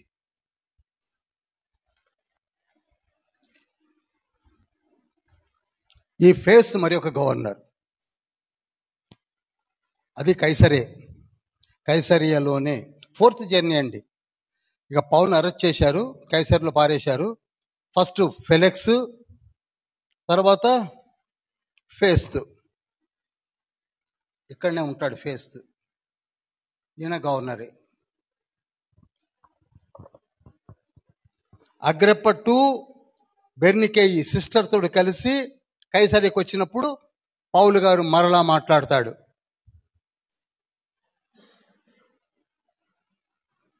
మీకు అపోస్తుల కార్యములు 26 వచ్చేసరికి వీళ్ళందరూ కనపడతారు మీకు అక్కడ.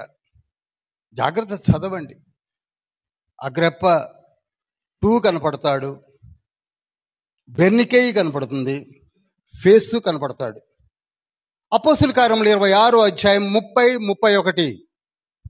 అంతట రాజును అధిపతియు. చూడండి, అంతట రాజును అనగా అగ్రిప్ప 2ను, అధిపతియు అనగా ఫేస్తును, బెర్నికేయి అనగా ఆయన చెల్లెలు.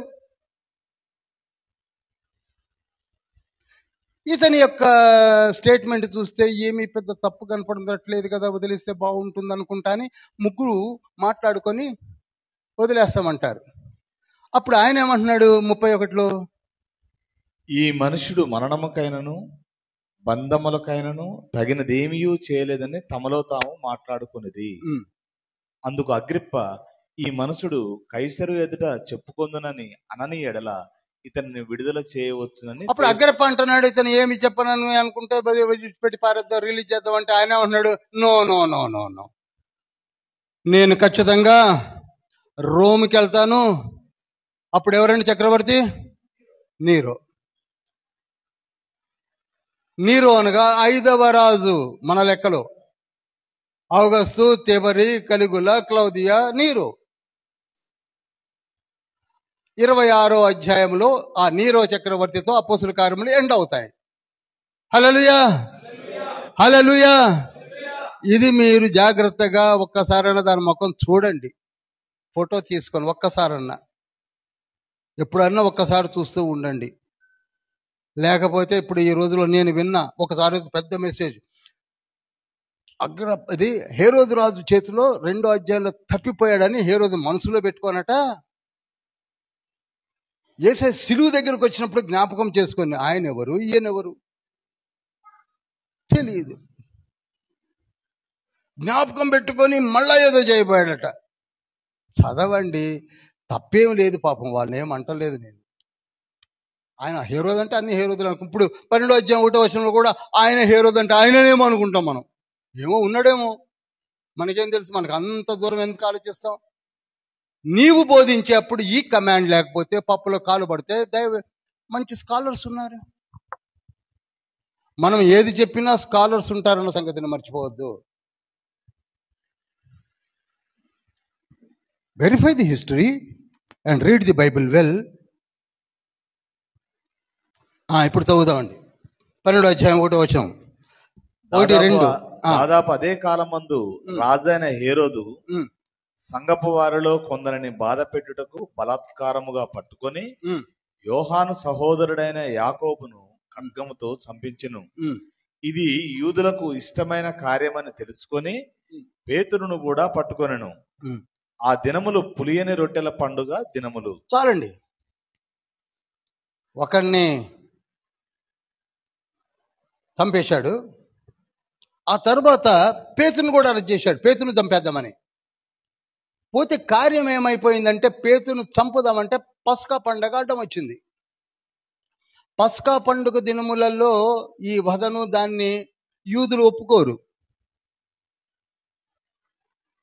ఇప్పుడు మళ్ళీ చెప్పాలంటే పస్కా పండుగ ఎన్ని రోజులు చెప్పగలరా? పస్కా పండుగ ఒక్కరోజే, పులియని రొట్టెల పండుగ మొత్తం కలిపి ఈ 8 రోజులు వ్రత దినాలుగా పాటిస్తారు వాళ్ళు, ముట్టుకొనియరు. ఈ వధ పనికిరాదు అని వాళ్ళు వాదిస్తారు. కనుక ఆయన ఏం చేశాడంటే ఆ పండగ అయిన తర్వాత చంపేద్దాంలే అని చెప్పి జైల్లో పారేశాడు, జైల్లో పడేశాడు. ఈ 12వ అధ్యాయం జైల్లో వేసింది ఎవరు? ఇక్కడ ఏ రాజు? Agrippa I. Exactly correct. Hallelujah. ఇప్పుడు మీకు అర్థమైపోద్ది. అయితే ఈ పేతురు చేతులకి బొండాలు ఉన్నాయి. బొండాలంటే పెద్ద పెద్ద బాల్స్ లాంటి ఇనప గుండ్లుని బొండాలంటారు. వాటి తేలిచ్చారు, కాళ్ళకి సంఖ్యలు వేశారు. 3 తలుపుల జైలు ఉంటుంది, first and second and third.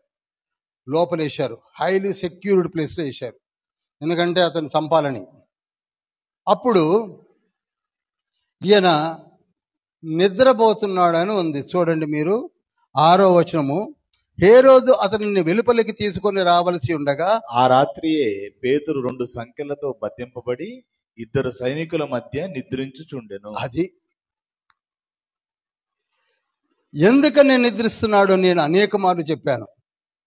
ఎందుకనగా పేతురికి ఒక ప్రాఫసీ ఉంది. అదేంటంటే యేసయ్య చెప్పాడు. యోహాను సువార్త 21వ అధ్యాయం 18వ వచనంలో ఏమంటాడంటే 18లో, ఇదిగో పీటర్, నీవు నా గొర్రెలను మేపుము, నీవు యవ్వనుడివై ఉండినప్పుడు నీ అంతటా నీవే నడుము కొట్టుకొని నీకు ఇష్టమైన చోటికి వెళతావు. కానీ నీవు ముసలివాడివైనప్పుడు నీ చేతులు చాచుతావు. నేను చదువుతానండి. నీవు చాచుదువు, వేరొకడు నీ నడుము కట్టి నీకిష్టము కాని చోటుకు నిన్ను తీసుకొని వెళతారు అని చెప్పాడు. కనుక ఇప్పుడు ఈయన ముసలివాడు కాల. ఎవరు చెప్పండి? ముసలివాడు కాల. కనుక యేసయ్య చెప్పిన వాగ్దానం ఇది. యేసయ్య నోట ఒక్క మాట పలికాడు అంటే అది ఏమిటి? శాసనం అండి. ఏంటది? అది జరిగాక వెనక్కి తిరగవద్దు. ఎన్నో మార్లు చెప్పాను, లేఖనాలు ఎన్నో చెప్పాను. లూకాసు వార్త 1వ అధ్యాయం 37వ వచనం, మార్కు సువార్త 13వ అధ్యాయము 31వ వచనం, మత్తయి సువార్త 24వ అధ్యాయం 35వ వచనం. ఆయన నోట ఒక మాట బయటకు వెళ్ళిందంటే అది తిరిగే పని అయినాకనే తిరిగి వస్తుంది, రిపోర్ట్ ఇస్తుంది మళ్ళీ యేసయ్యకి, ఎస్ అది అయిందని. కనుక ఈయన ఇప్పుడు ఎలా ఉన్నాడు చెప్పరు? యవ్వన స్థితిలో ఉన్నాడు, మంచి ఫామ్లో ఉన్నాడండి. మామూలు ఫామ్ కాదు. ఇప్పుడు వదిలిపెడితే ఈయన ఏ సిరియాకి పోయినా పోయేటట్టున్నాడు, అంత ఫామ్లో ఉన్నాడు. ఈయనెవరు నన్ను బంధించడానికి? బంధించింది ఎవరు? Agrippa I. అప్పుడు ఆ రోజు రాత్రే ఎవరు వచ్చారు? దూత రావడానికి మరి ఒక చిన్న ఇది ఉంది. అదేమిటనగా అదే 12వ అధ్యాయం 12వ వచనంలో ఒక చాట ఒక చిన్న మంద మనలాంటి ఆ దైవజనులందరూ విశ్వాసంతో కూడి, ముఖ్యంగా స్త్రీలు ఒక గొప్ప ప్రార్థన చేస్తున్నారు. యేసయ్య, నీ ప్రియ కుమారుని బంధించారు. యేసయ్య జైల్లో ఉన్నాడు. యాకోబు తల తీయించేశారు. క్రూరుడైన రాజు అగ్రిప్ప వచ్చాడు. ఇంకా పేతురును కూడా చంపిస్తాడు. మీరు కాపాడాలి, మీరు కాపాడాలి అని ఒక ఆల్నైట్ ప్రేయర్ చేస్తున్నారు. ఎవరు? స్త్రీలు. ఈనాడు మనకి ప్రార్థన అంటే ఎవరు రారు. ఎందుకంటే పొరపాటున మన ప్రార్థన ఎక్కడ యేసయ్య విని సమాధానం ఇస్తాడనో ఏమో రారు. ప్రార్థన సిస్టర్స్ అని చెప్పుకుంటే ప్రస్తుతానికి మాకు బాగానే ఉందనుకుంటారేమో, రారు. ప్రార్థన చేస్తున్నారు. ఆ ప్రార్థన విన్న యేసయ్య వెంటనే ఎవరిని పంపించాడు? ఒక దూతను పంపించాడు. ఆ దూత రావడం మిస్టర్ పీటర్ గెటప్ అయినసరికి లేసరికి అనుకున్న బొండాలన్నీ ఊడిపోయాయి. ఫస్ట్ డోర్ ఓపెన్ అయింది, సెకండ్ డోర్ ఓపెన్ అయింది. చూడండి, ఆటోమేటిక్గా ఓపెన్ అయిపోతున్నాయి. ఆ తర్వాత థర్డ్ డోర్ ఓపెన్ అయింది. మెయిన్ స్ట్రీట్కి తీసుకొచ్చేసి దేవదూత వదిలిపెట్టి వెళ్ళిపోయాడు. ఈయన వెతుక్కుంటూ మరియా ఇంటికి వచ్చాడు. ఆమె పేరు కూడా మరియానే. 12వ అధ్యాయం 12వ వచనంలో ఉంటుంది. మరియా ఇంటికి వచ్చి తలుపు కొడుతున్నాడు. మరియా మరియా మరియా మరియా. ఇప్పుడెవరబ్బా మధ్యరాత్రిలో పిలుస్తున్నారంటే అక్కడ ఒక చిన్న అమ్మాయి ఉండి, రోదే, ఆమె పేరేం పేరు? రోదే అంటుంది. అది పేతురు అంకుల్ యొక్క సౌండే. అంటే పేతురు అంకుల్ కొరకు మనం ప్రార్థన చేస్తున్నాం, ఆయన జైల్లో ఉన్నాడు కదా అంటే, లేదు లేదు పేతురు సౌండ్. అంటే ఆ రోదేకి పేతురు సౌండ్ను గుర్తుపట్టే ఇంటరాక్ట్ ఉందంటే ఎంతగా విని ఉంటుంది చెప్పండి. ఇప్పుడు ఇదే రంజితాకి కానీ, లేకపోతే కరుణకు కానీ, లేకపోతే బుడ్డోళ్ళు ఉన్నారే, వాళ్ళకి నా గొంతు ఎంత ఫెమిలియరు, అలానే వాళ్ళకి ఫెమిలియరే. లేదు లేదు వచ్చింది పీటర్ అని చెప్తే పోయి తలుపు తీస్తే పేతురు లోపలికి వచ్చాడు. Hallelujah, hallelujah. Your prayers will be answered. Your prayers will be answered. దమస్కులో ఒక చిన్న సంఘము ప్రార్థన చేస్తుంటేనే సౌలును పౌలుగా మార్చాడు తండ్రి. ఆ తండ్రి ఇప్పుడు ఇక్కడ ఆల్నైట్ ప్రేయర్ జరుగుతుంది. ఆమె పేరేం పేరు? మరియా. ఎవరండి ఆ ఇంటి ఓనర్ పేరు? మరియా ఎవరో కాదు, మార్కు యొక్క తల్లి. మార్క్ అనే సువార్త రాసిన మార్కు అనే మారు పేరు కలిగిన యోహాను యొక్క తల్లి ఎవరంటే ఈ మరియనే. ఎంత మంచి మాట అండి, ఎంత మంచి స్త్రీ అండి. ఆ తల్లి ఏ విధంగా ప్రార్థన చేస్తున్నా, అందుకే మార్కు కూడా వెంటనే లైన్లోకి వచ్చాడు. నీవు చేసే ప్రార్థన బిడ్డలకు వస్తుంది, బిడ్డలు చేసే ప్రార్థన బిడ్డలకు వస్తుంది, బిడ్డలు చేసే ప్రార్థన బిడ్డలకు వస్తుందని యోవేలు గ్రంథం 1వ అధ్యాయం 3వ వచనంలో చెప్పాడు. మనం చెయ్యం, మనం పట్టించుకోం.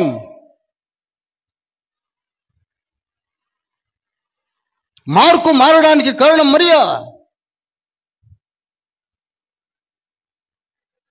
ఈ మరియకు ఒక తమ్ముడు ఉన్నాడు. తమ్ముడి పేరేంటి? బర్నబాస్.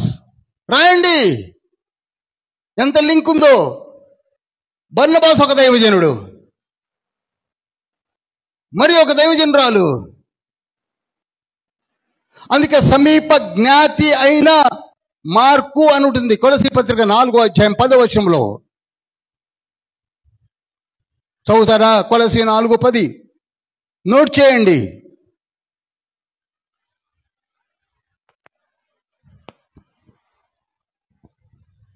నాతో కూడా చెరలో ఉన్న అరిస్తార్కును బర్నబాకు సమీప జ్ఞాతి అయిన మార్కు. జ్ఞాతి మీన్స్ నియరెస్ట్ రిలేషన్షిప్. ఒక రకంగా చెప్పాలంటే అల్లుడు. హల్లెలూయా. అందుకే బర్నబాస్కి మార్క్ అంటే చాలా ఇష్టం అండి. మన సురేష్ గారికి నాని ప్రభు అంటే అంత ఇష్టం. అంతా నువ్వేమని చెప్పు, నా అల్లుడు ఎక్కడా అని చూస్తాడు. ఎవరు? బర్నబాస్. అది తండ్రి ఇచ్చినటువంటి శరీర బంధం. రెండు రకాలు, శరీర బంధం వేరు, ఆత్మీయ బంధం వేరు. మనమందరం ఆత్మ బంధములో ఉంటే శరీర బంధముతో ఉన్నది బర్నబాస్ అండ్ మార్క్. నేను చెప్పినా రవి గారికి రంజిత అంటే ఇష్టం, అవునా? ఎందుకని చెప్పరు? శరీర హల్లెలూయా, హల్లెలూయా. పౌలుని తండ్రి వాడబడ్డానికి బర్నబాస్ ఎంత ముఖ్యుడో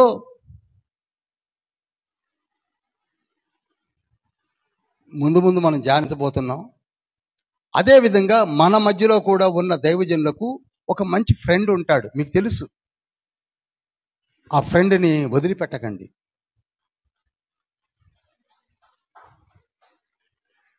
ఆ ఫ్రెండ్ని ఎప్పుడు వదిలిపెట్టకండి. ఒక మంచి స్నేహితుడితో నీవు కలిసి తిరిగినప్పుడు నీవు కూడా అదే బాటలో ముందుకు సాగగలుగుతావు. దానికి నాకు తెలిసిన మంచి ఫ్రెండ్షిప్ అంటే బర్నబాస్ అండ్ పాల్. ఏది బర్నబాకు చెప్పినా పాల్ ఎక్కడని విస్తాడు, పాల్కి ఏది చెప్పినా బర్నబా ఎక్కడని చూస్తాడు.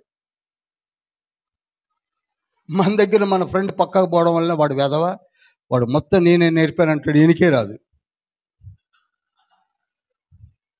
ఆయన పోయి మనం ఇంటరాక్ట్ చేస్తే ఆయన అంటాడు మొత్తం వానికి నేర్పింది నేనంటాడు, వాడికి రాదు. ఇది మన ఫ్రెండ్షిప్. కానీ వారు అలా కాదు, ఒకరినొకరు ఏం చేస్తారండి చెప్పండి.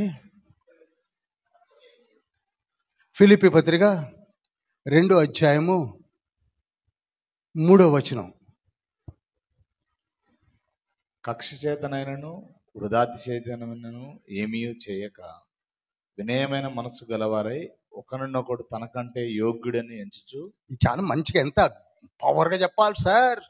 ఒకరికంటే ఒకరు యోగ్యుడని ఎంచుకొనుచు. కక్ష చేత మిష చేత వాడికి రాదు వీడికి రాదు నీకు రాదన్న సంగతి మొదలుపోయావు. ఒకరికంటే ఒకరు. మనం ఈనాడు ఇది నేర్చుకోవాలండి. మన ముందు ఉన్న దైవజనులందరూ కూడా మామూలుడు కారు, వదిలిపెడితే లేచిపోతారు అనుకుంటున్నాం మనం. బర్నబాస్ గురించి 14వ అధ్యాయం చదివితే మతులు పోతాయి. పౌలు గురించి 13, 14, 15, 16, 17, 18, 19 మతులు పోతాయి. ఎవరు తక్కువడు కాదు. శీల తక్కువడా, యూదా తక్కువడా, తిమోతి తక్కువడా, తుకికి తక్కువడా, ఒన్సిమస్ తక్కువడా? తక్కువ వాడు కాదు అన్నాడు. ఎవరు? పౌలే అంటాడు. చూసారా? ఫిలోమోను పత్రిక 1వ అధ్యాయం 10వ వచనంలో ఏమంటున్నాడు? నా బంధకములలో నేను కనిన నా కుమారుడు. దాసుడు అంటలా. ఒకసారి చదువుతారా? ఫిలోమోన్ 1:10. ఏంటి వెనక్కి వెళ్ళేమేం బాబు, గొంతు పోయిందా? అయ్యో పర్లేదు తప్పకుండా. యుక్తమైన దాని గురించి నీకు ఆజ్ఞాపించుటకు క్రీస్తునందు నాకు బహుధైర్యము కలిగి ఉన్నను. వృద్ధుడను ఇప్పుడు క్రీస్తు యేసు ఖైదీనై ఉన్న పౌలను నేను ప్రేమను బట్టి వేడుకొనటం మరి మంచిది అనుకొని నా బంధకములలో నేను కనిన నా కుమారుడు. చూసారా? నా బంధకములలో నేను కనిన నా కుమారుడు ఒన్సిమస్ అవసరం నిన్ను వేడుకొంచున్నాను. ఎందుకండి? అవసరమా? అవసరమా? అదండి రియల్ అఫెక్షన్ అండ్ లవ్. నన్ను ఫాలో అవుతున్న వాళ్ళు 27 సంవత్సరాలు నన్ను చూస్తున్న వాళ్ళు ఏ ఒక్కరిని కించపరచలేదు, అందరిని ఎంకరేజ్ చేస్తూనే వస్తున్నాను. నేను నా దగ్గర క్వశ్చనర్కి వచ్చేవాళ్ళు నా కదా, సురేష్, సందీప్, వీళ్ళంతా. వన్ డే వాడబడుతున్నారు కదా. Suresh has become pastor. చాలా మంది అయ్యారు, పేరు చెప్పను, ఎదురుగున్నాడు కనుక చెప్పాను. అది నా గొప్పతనం కాదు, వాళ్ళలో ఉన్న క్యాలిబర్. హల్లెలూయా చెప్పండి. ఇక్కడి నుంచి కూడా లేస్తారు. క్యాలిబర్ వేరండి, తండ్రి ఏర్పరచుకుంటాడండి. యజమానుడు వాడుకొనుటకు అర్హమైన పాత్రగా ఉండుటకు జీవితాంతం పోరాడు. అలసిపోకు ఏనాడు. నీవు లేచావా, చదివావా, ప్రకటించావా, తండ్రి నిన్ను వాడుకుంటాడు. ఇక్కడ కావాల్సింది పాత్ర. పేతురని, పౌలని, బర్నబాస్ అని, తిమోతి అని, ఒన్సిమస్ అని, తుకికని, ఎపఫ్రోదితోని ఏముండదు. మనం పెట్టుకుంటున్నాం. రోమిలు రాసిన పత్రిక 12వ అధ్యాయం 10వ వచనం చదవండి.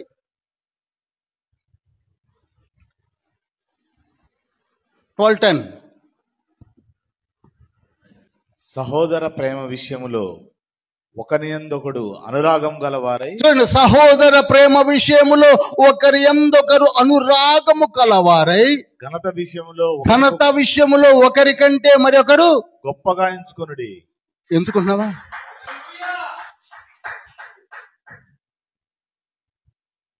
నేను మళ్ళా చెప్తున్నాను, బయటికి వెళ్ళిన తర్వాత ఎవరు తక్కువ అని అనుకోవద్దు. ఎందుకనగా నీకు నీవే పరలోకపు పాత్రవు, రాయబారు, స్టార్. నువ్వేం తక్కువ అనుకుంటున్నావా? బర్నబాస్ తను తక్కువ అనుకోవాలా? చెయ్యి, పుషాన్ చేద్దాం, ఈ బిడ్డ లెగుస్తాడు. పుషాన్ చేద్దాం, ఆయన లెగుస్తాడు. పుషాన్ చేద్దాం, ఆయన లెగుస్తాడు. మనందరము కలిసి నిత్యరాజ్య సువార్తను ప్రకటిస్తుంటే భూమి తల్లకిందులవుతుంది. అపోస్తుల కార్యములో 4వ అధ్యాయం 31వ వచనంలో ఏముంది? వారు అంతటా ఏక హృదయముతో ప్రార్థన చేయగా వారు కూర్చున్న ప్రాంతమంతా ఏమైంది? కంపించిందట. ఒక్కళ్ళు చేస్తే కాల, అందరూ కలిసి మనందరం ప్రార్థన. అందుకే లాస్ట్ ఆటలకారప్పుడు అందరూ ప్రార్థన చేయండి చేయండి. ఇది ఒక్కళ్ళకి ఇచ్చినటువంటి ఆధిక్యత కాదు కాదు కాదు.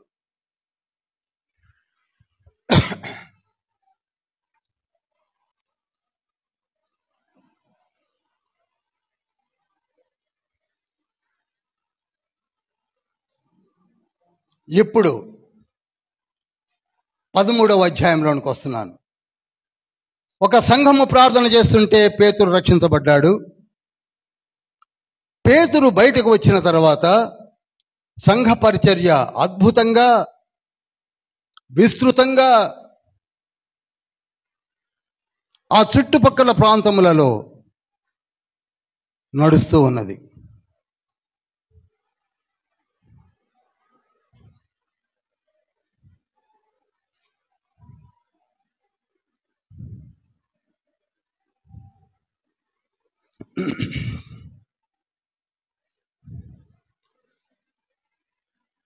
చుట్టుపక్కల ప్రాంతంలో అద్భుతమైన పరిచర్య నడుస్తుంది.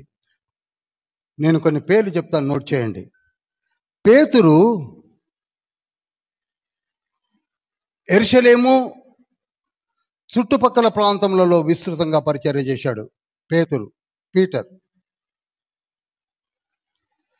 యోహాను అనగా ప్రకటన గ్రంథం రాసిన యోహాను, అపోస్తుడైన యోహాను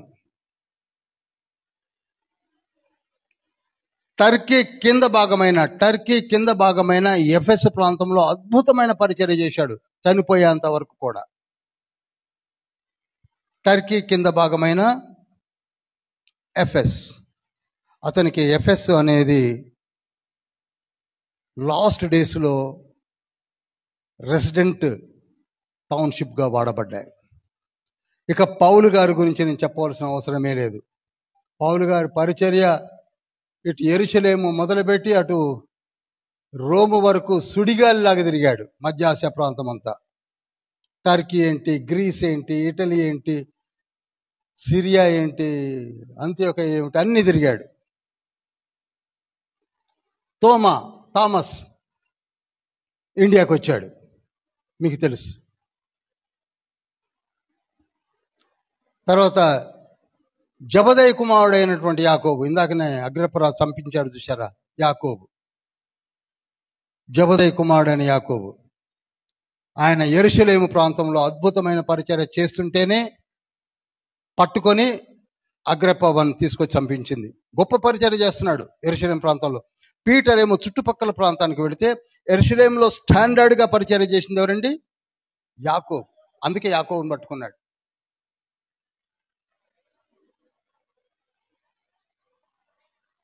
ఆంద్రియా ఆంధ్ర ఎవరో చెప్పగలరా? పేతురు సహోదరుడు, కొంతవరకు పేతురు అన్న అంటారు కూడా. ఏది ఏమైనప్పటికీ ఆయన రష్యా ఉత్తర ప్రాంతం అంతా కూడా అద్భుతమైన పరిచర్య చేసిన వాడు ఆంద్రియా.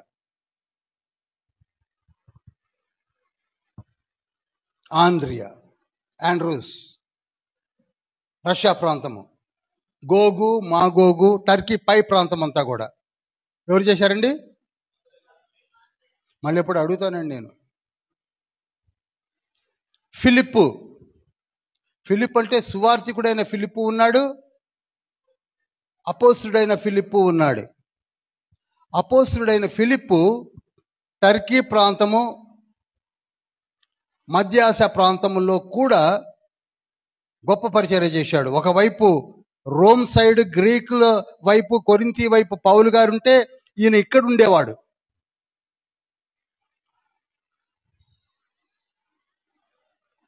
తర్వాత బర్తులోమై ఇతనికి ఇంకొక పేరుంది, చెప్పగలరా? నతానియేలు. యోహాను సువార్త 1వ అధ్యాయము 45 నుంచి 49 వచనాల వరకు కనపడేది ఈ నతానియేలే. ఈ నతానియేలుని పట్టుకొచ్చిందే ఫిలిప్పు. ఈ నతానియేలుకు మరి ఒక పేరు ఏమిటంటే బర్తులోమై. ఈ బర్తులోమై అర్మేనియా ప్రాంతంలో విస్తృతమైన సేవ చేశాడు. అర్మేనియా ఎక్కువగా మర్చిపోయాను. There are some historians recorded ఇండియాకు కూడా వచ్చాడని. రాయండి, బర్తులోమై ఇండియాకు కూడా వచ్చాడని.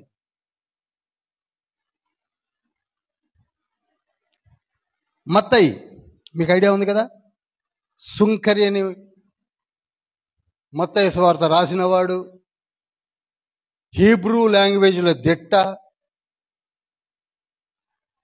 అసలు అపోస్తులు అందరిలో కూడా మత్తయికి వచ్చినంత కమాండ్ ఇన్ రైటింగ్ హీబ్రూ. మత్తయి సువార్త రాసింది ఆయన హీబ్రూలోనే. అటువంటి మాథ్యూస్ ఇథియోపియాకు పోయాడు.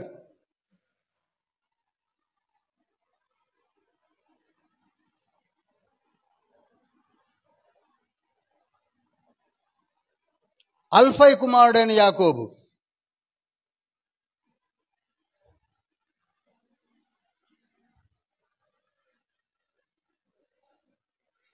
ఇతను దాదాపుగా పీటర్ ఎక్కడెక్కడ తిరుగుతున్నాడో అతను వెళ్ళిన తర్వాత వెనకనే ప్రకటించినటువంటి వ్యక్తి అని చెప్పచ్చు.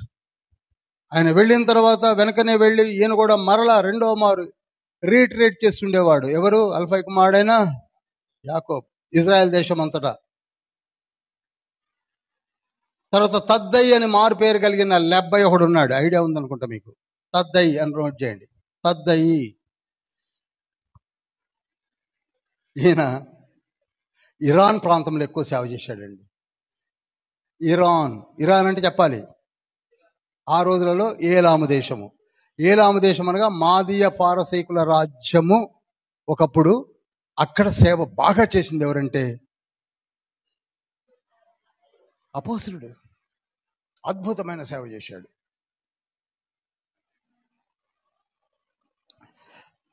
తర్వాత సైమన్ జొలేతే అనబడిన సీమోన్ అని ఒకడు ఉన్నారు. ఐడియా ఉందా మీకు? ఆయన కూడా ఆల్మోస్ట్ ఆల్ ఈ లెబ్బైతో పాటుగా పరిచర్యలో వెనక ముందుగా అన్నట్టుగా సేవ చేశారు ఇరాన్ ప్రాంతంలో.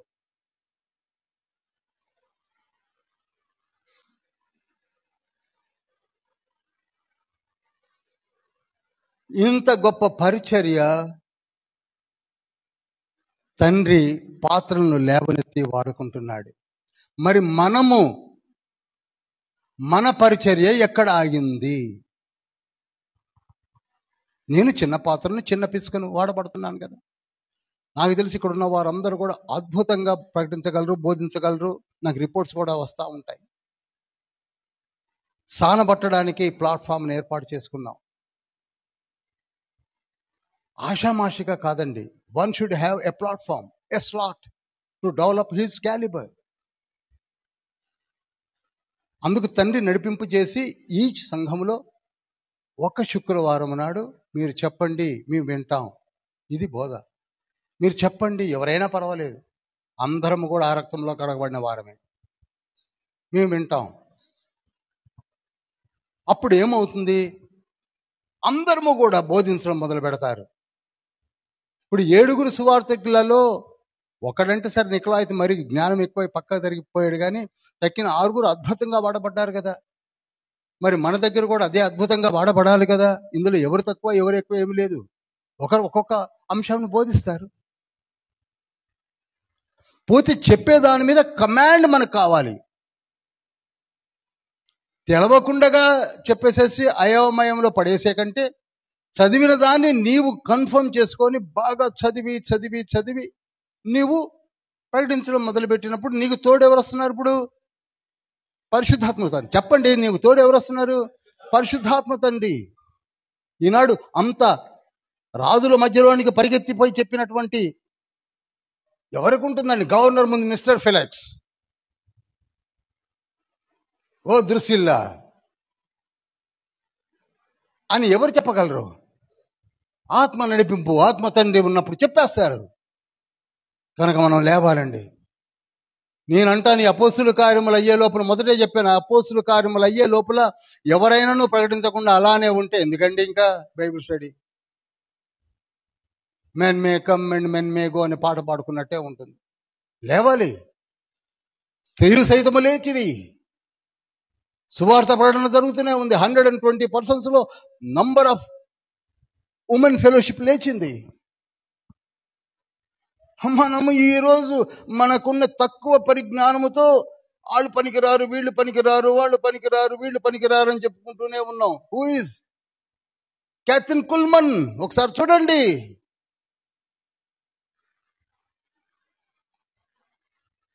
ఇక్కడనే చెప్పాను కదా, దేవుని దృష్టిలో స్త్రీ పాత్ర. మనం ఎక్కడికో పోయి వెంటనే ఇంకెక్కడో కూర్చోబెట్టి ఆవిడ పరిశుద్ధ స్థలములోకి తీసుకొని రావచ్చా? నువ్వు ముందు ఆమె చెప్పేది వినడం నేర్చుకో. పరిశుద్ధ స్థలానికి నువ్వు తీసుకెళ్లేదేంటి? పరిశుద్ధ స్థలం గురించి కాదు ఇక్కడ మాట్లాడుతుంది. పరిచర్య మారింది, పరిచర్య ధర్మము మారింది. హెబ్రీ పత్రిక 7వ అధ్యాయం 12వ వచనం ప్రకారంగా యాజక ధర్మమును మార్చేశాడు తండ్రి. ఒకప్పుడు లేవీయులు, సాదోకు వంశీయులు, ఎలియాజరు వంశీయులు, ఈతమారు వంశీయులు. ఇప్పుడు అవసరం లేదు.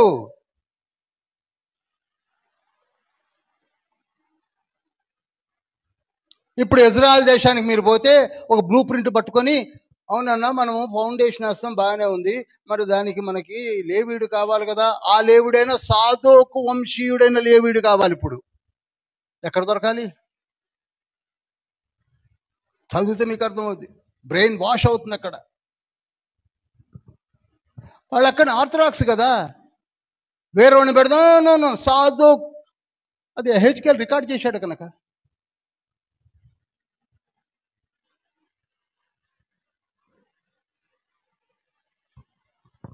తండ్రి కార్యములు జరిగిస్తున్నాడు.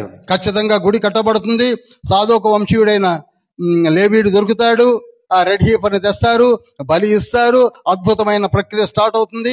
ఇదంతా ప్రకటన గ్రంథంలో నేను మొన్న 25 పార్ట్స్గా చెప్పాను. జరగడము ఆరంభం అవబోతుంది. అవన్నీ జరుగుతాయి. అవన్నీ చెప్పండి, అవన్నీ నేను మరలా చెప్తున్నాను. ఏదైతే అందరూ వణిగిపోతున్నది ఎక్కడనగా, ఏదైతే తండ్రి లిఖింపజేశాడో 66 పుస్తకాల్లో ఏ ఒక్కటి కూడా తప్పిపోదండి. బుడ్డి ప్రవక్త మలాకి చెప్పాడు. మలాకి చెప్పని, అగబు చెప్పని అదేమవుతుంది? నెరవేర్చబడుతుంది. యెహోవా తండ్రి సెలవిస్తున్నాడు, ప్రవచింపని వాడేవాడు. ఆమోసు గ్రంథం 3వ అధ్యాయం 8వ వచనం. అందరం లేచి నిలబడదాం.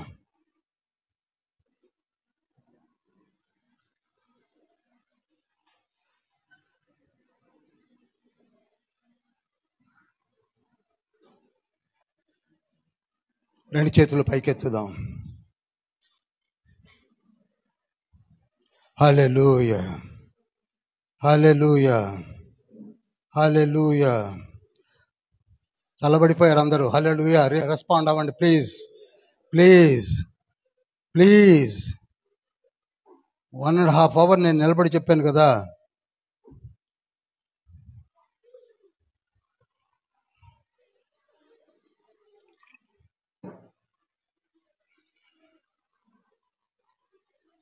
ప్రభువుని మహింపరుస్తూ ఉందాం. నేను ఎప్పుడైనా సరే మనం గుర్తుంచుకోండి, మోకాళ్ళు నేను వెంటనే మనకు గుర్తుకు రావాల్సింది ఏమిటంటే మనం కనెక్ట్ అవుతున్నాం.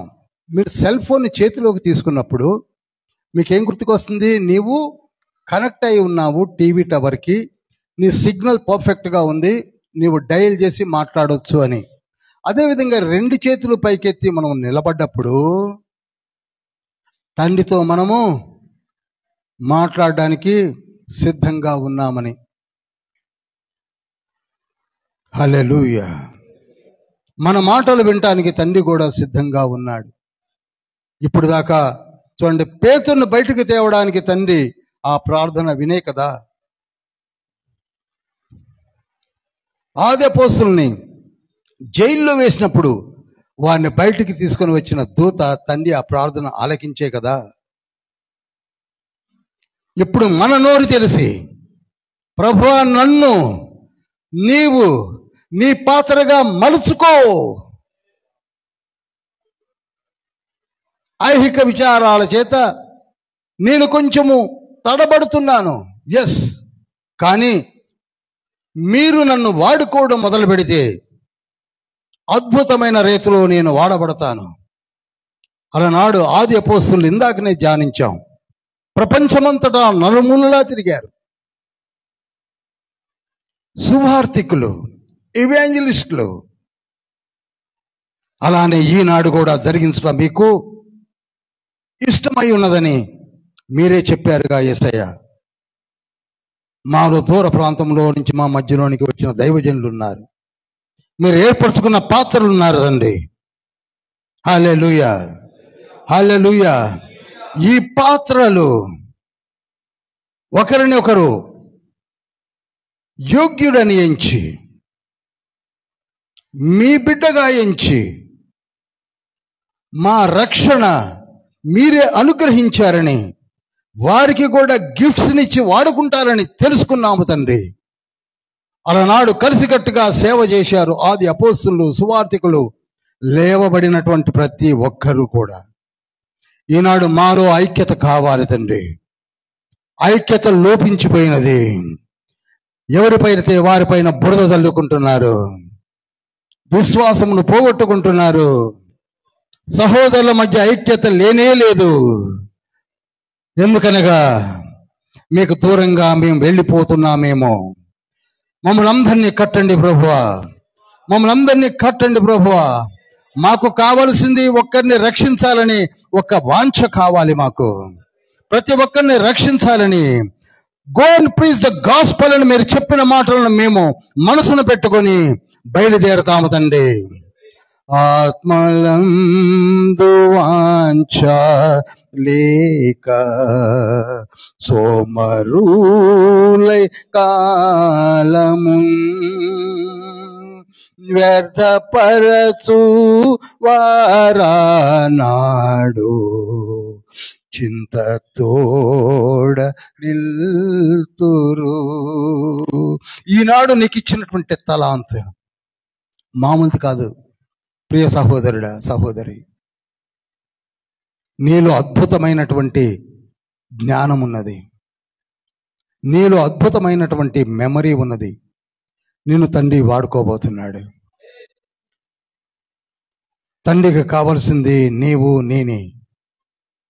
ఎంతమందిని వాడుకున్నాడో అపోస్తుల కార్యములో చివరికి నేను చెప్తాను పేర్లు. అందులో మనం లేమా? ఉన్నాం, ఉన్నాం. ప్రియ సహోదరి, నేను ఉన్నాను. సహోదరుడా, నేను ఉన్నానని చెప్పండి. ఆత్మలందు వాంఛలేక సోమరులై కాలము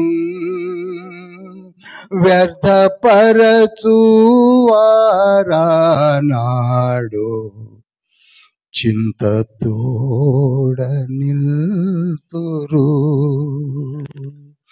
ఒక ఆత్మనైనా నేను రక్షింపక యేసువా, ఒక ఆత్మనైనా నేను రక్షింపక యేసువా, వట్టి చేతులతో నిన్ను దర్శించుట తగునా, వట్టి చేతులతో నిన్ను దర్శించుట. మరి నీకెందుకు తండ్రి టాలెంట్నిచ్చాడు? యేసయ్య నీకెందుకు ఇంత జ్ఞానాన్ని ఇచ్చాడు? యేసయ్య నీకు ఎందుకు ఇంత మంచి బోధన వరాన్ని ఇచ్చాడు? యేసయ్య నిన్ను ఎందుకు ఎంచుకున్నాడు? యేసయ్య నిన్ను ఎందుకు కావాలని కోరుకుంటున్నాడు? ఒక్కసారైనా ఆలోచించావా? అద్భుతమైన రీతిలో నిన్ను వాడుకోవడానికి సమస్తము సిద్ధపరిచాడు కదా, నువ్వెందుకు గాలికి వదిలేశావు? చెప్పండి. కాలాన్ని ఎందుకు వ్యర్థపరుచుకుంటున్నాం? సరే, మామూలుగానే కూర్చున్నాం. ఏం బాము తిందామని, ఏమి సాధిద్దామని, ఏమి చేద్దామని. One day or other day we have to stand before judgement. కాలమెల్ల గడిచిపోయే మోసపోతినేనయ్యో.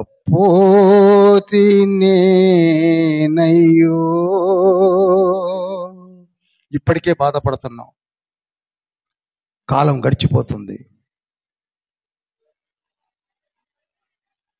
గడిచినట్టి కాలమైతే ఏడ్చినాను రాగది, ఒక ఆత్మనైనా నేను. ఎవరికి చెప్పక నీకున్న జ్ఞానాన్ని దేనికి ఉపయోగిస్తున్నావు? చెప్పండి. ఎవరితో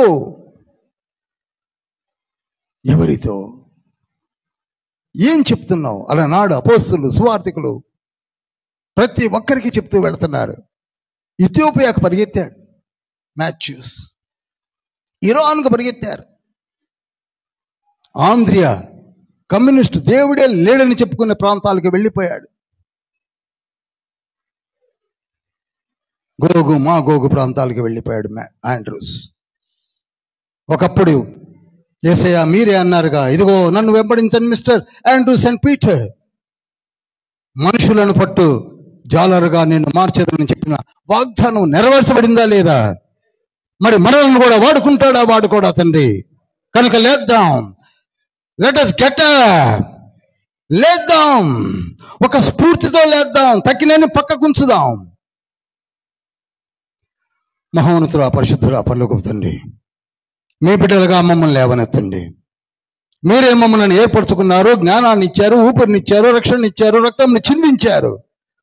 మీ పాదము చెంత ఉన్నాము. మా కుటుంబము మీది, మా రక్షణ మీది, మా ఊపిరి మీది, మాతో మాట్లాడుతున్నది మీరి, మమ్మల్ని వాడుకునేది మీరు. మాకంటూ ఏమి లేదన్న సంగతి మాకు తెలుసు ప్రభువా. వాడుకోండి తండ్రి, వాడుకోండి ప్రభువా, వాడుకోండి యేసయ్యా, వాడుకోండి యేసయ్యా, వాడుకోండి యేసయ్యా. హల్లెలూయా, హల్లెలూయా, హల్లెలూయా, హల్లెలూయా. భూమి ఎందుకు తలకిందులు కాదు? బెరయావాసులు ఎందుకు ఆశ్చర్యపోయారు? భూమిని తలకిందులు చేయవారు ఎందుకు వచ్చారని. అది ఎక్కడ అనుకుంటున్నారు? ఆ ప్రాంతం కైసరేకి యొప్పేకి మధ్యలో ఉన్న ప్రాంతమే బెరియా. వారు ఆశ్చర్యపోయారు. Oh, these people are not ordinary people, they are extraordinary people, extraordinary people. తండ్రి వాడుకోవడం మొదలు పెడితే నీవు కూడా ఎక్స్ట్రాడినరీ పర్సన్వే. హల్లెలూయా.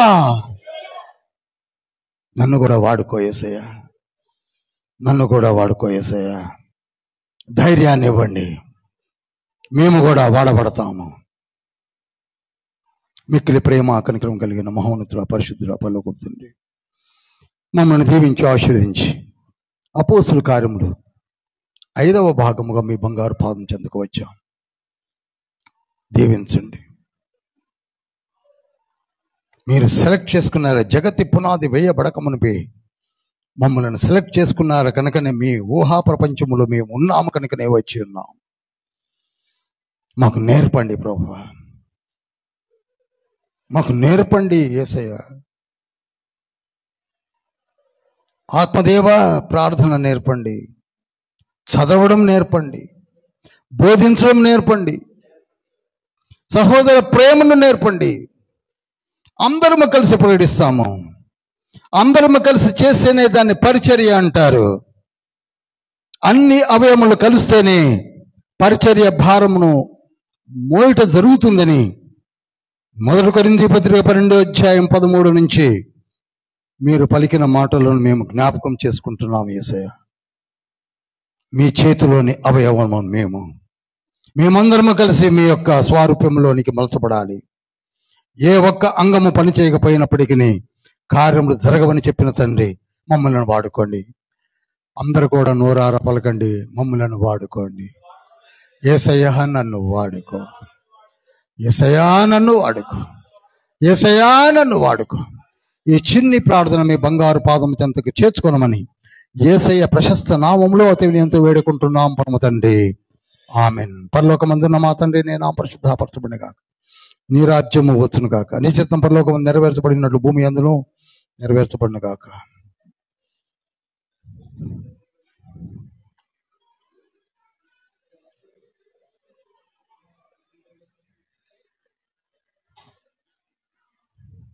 పరలోక ప్రార్థన అందరూ కలిసి విస్తుపోయేలా పరలోకములోనికి చేరాలి. మన ప్రార్థన దేవదూతలందరూ కన్ఫ్యూజ్ అవ్వాలి. యేసు కరుణా ప్రార్థనా మందిరంలో నుండి ఏంటి ఇంత పెద్ద పరలోక ప్రార్థన ఎవరు నేర్పారు? నా యేసయ్య నేర్పాడు, యేసయ్య నేర్పాడు. పరలోకమందున్న మా తండ్రి, నీ నామం పరిశుద్ధపరచబడును గాక, నీ రాజ్యము వచ్చును గాక, నీ చిత్తము పరలోకమందు నెరవేర్చబడి ఉన్నట్లు భూమి యందును నెరవేర్చబడును గాక. మా అనుదిన ఆహారము నేడు మాకు దయచేయము. మా ఇళ్ళ అపరాధములు చేసిన వారిని మేము క్షమించి ఉన్న ప్రకారము మా అపరాధములను మమ్మల్ని దుష్టు నుండి, శోధన నుండే కాక దుష్టు నుండి తప్పించుము. ఎందుకనగా రాజ్యము, శక్తి, మహిమ హల్లెలూయా. యేసుక్రీస్తు ప్రభువారి కృపయు తండ్రి అయిన దేవుని ప్రేమయు పరిశుద్ధాత్మని యొక్క సహవాసము మనకును సార్వత్రిక సంఘమునకు నిరంతరం తోడై నీడై ఉండును గాక. Amen, amen, amen.